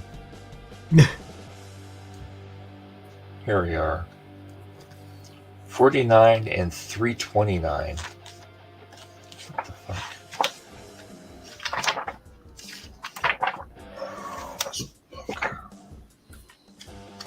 I can't wait to get my game out. I really can't. Shit is so much easier in my game.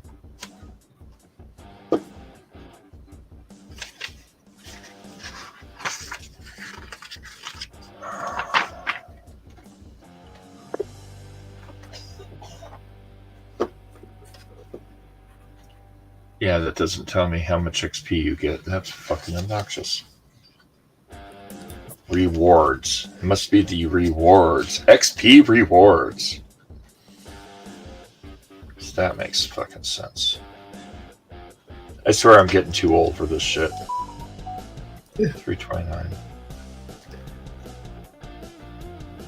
Okay, here we go. Apparently, getting XP is considered a reward. What? Oh my god, this makes my brain hurt.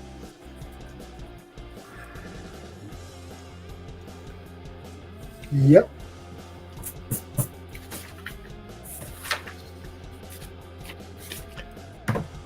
Well, while you're looking for that, Yeah. I don't remember if I was able to update mine from the last game because I didn't have a physical copy. What is our current XP supposed to be at? 280 or 290. Some of you had more, some of you had less. Should be about 280. Okay, yeah, nope, I had not updated because I was still down at 240. Yeah. What the fuck? What am I reading here? Big decision, doing stuff on the road, backful caps.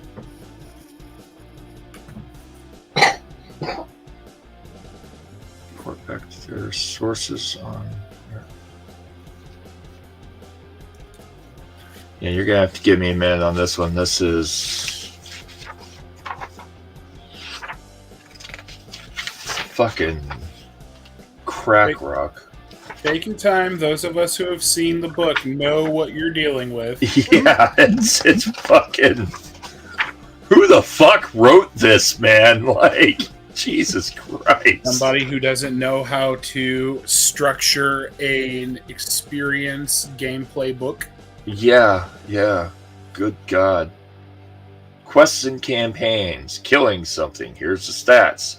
Fetch something. Here's what you do. Speak with something. Achieve a task. Receive a quest. On the road. Doing stuff. The big decision. Right?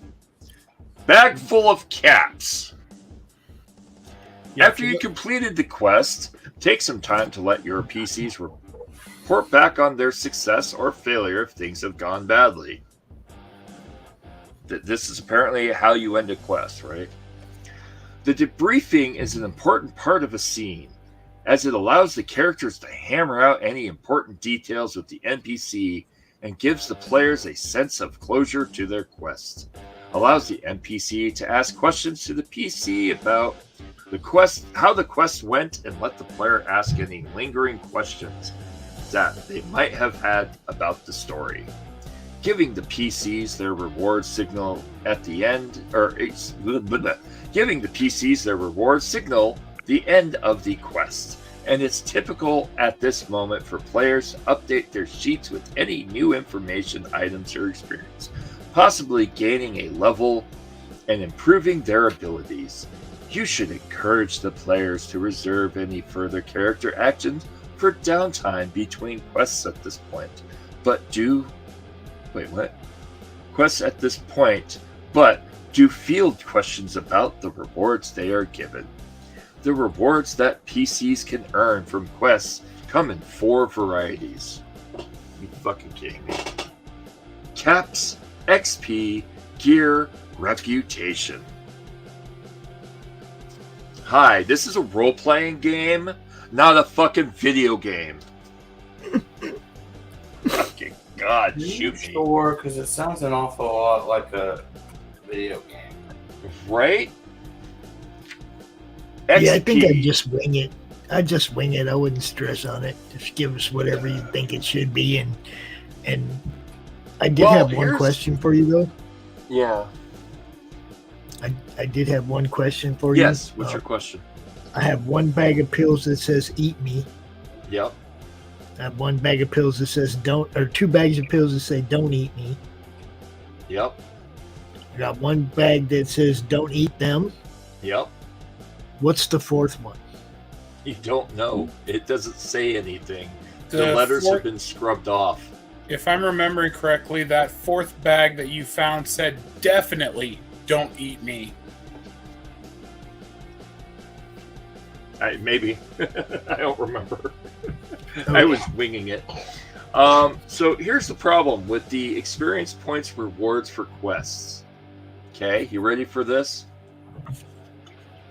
The game says that for minor and major quest rewards per character level, a level 3 character or a level 2 character, okay, a level 2 character should get 60 XP for a minor quest and 120 XP for a major quest.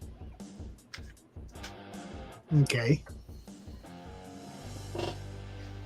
Technically, that We're level 2. Yes, so that would mean that you guys get 120 XP for a major quest, right? Okay. 120 XP will skyrocket you probably to level 4, if I remember correctly. Okay. Or real damn close. Well, I thought level 3 was at 300. Correct. And level 4, if I remember correctly, is like 400 or 500. Okay, Probably well, five. 120, if it's 500, 120 doesn't put us there. We're still level No, 3. sorry. I'm actually wrong. Level 4 is 600, so I guess that's okay. All right. So yeah, take 120 experience points. 4 tens to me. This game is so Put me fucking at complicated. 400. Yep. You'd be at 400 or 410, depending. Yep. And you'll be level 3. I'm at 500. Well, wait. So I'm at 280. Plus 120. That's 400. Yep. Which levels us up.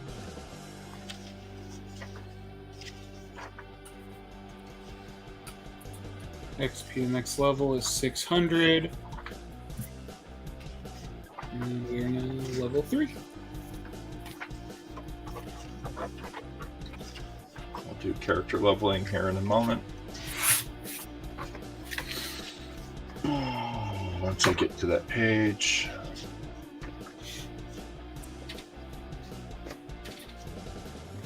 All right.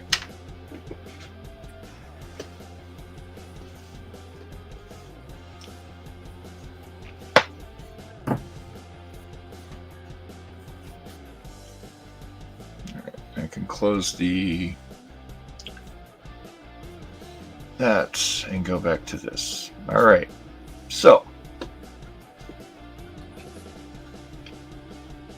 and Triu is I'll remove her for now.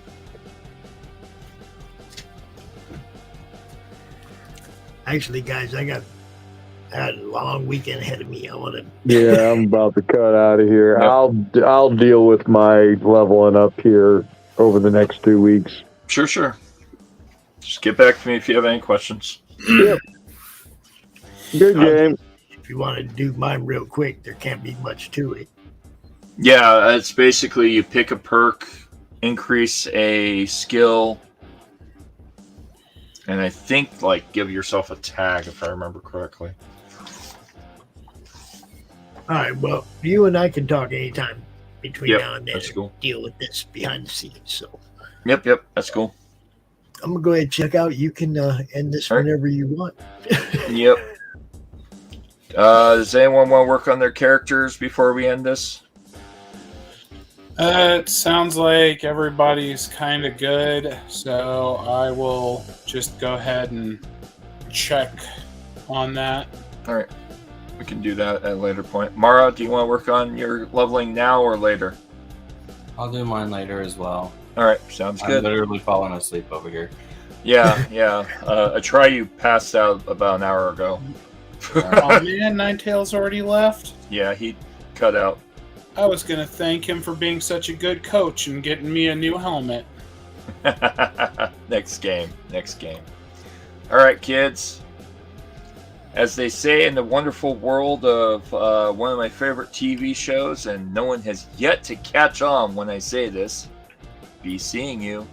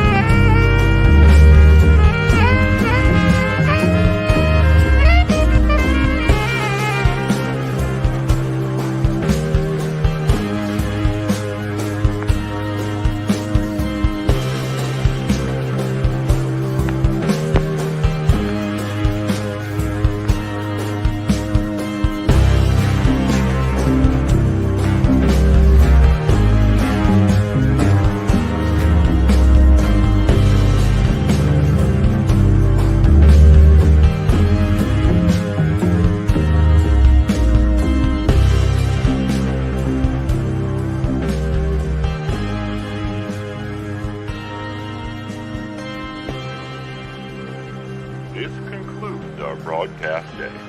Good night, and God bless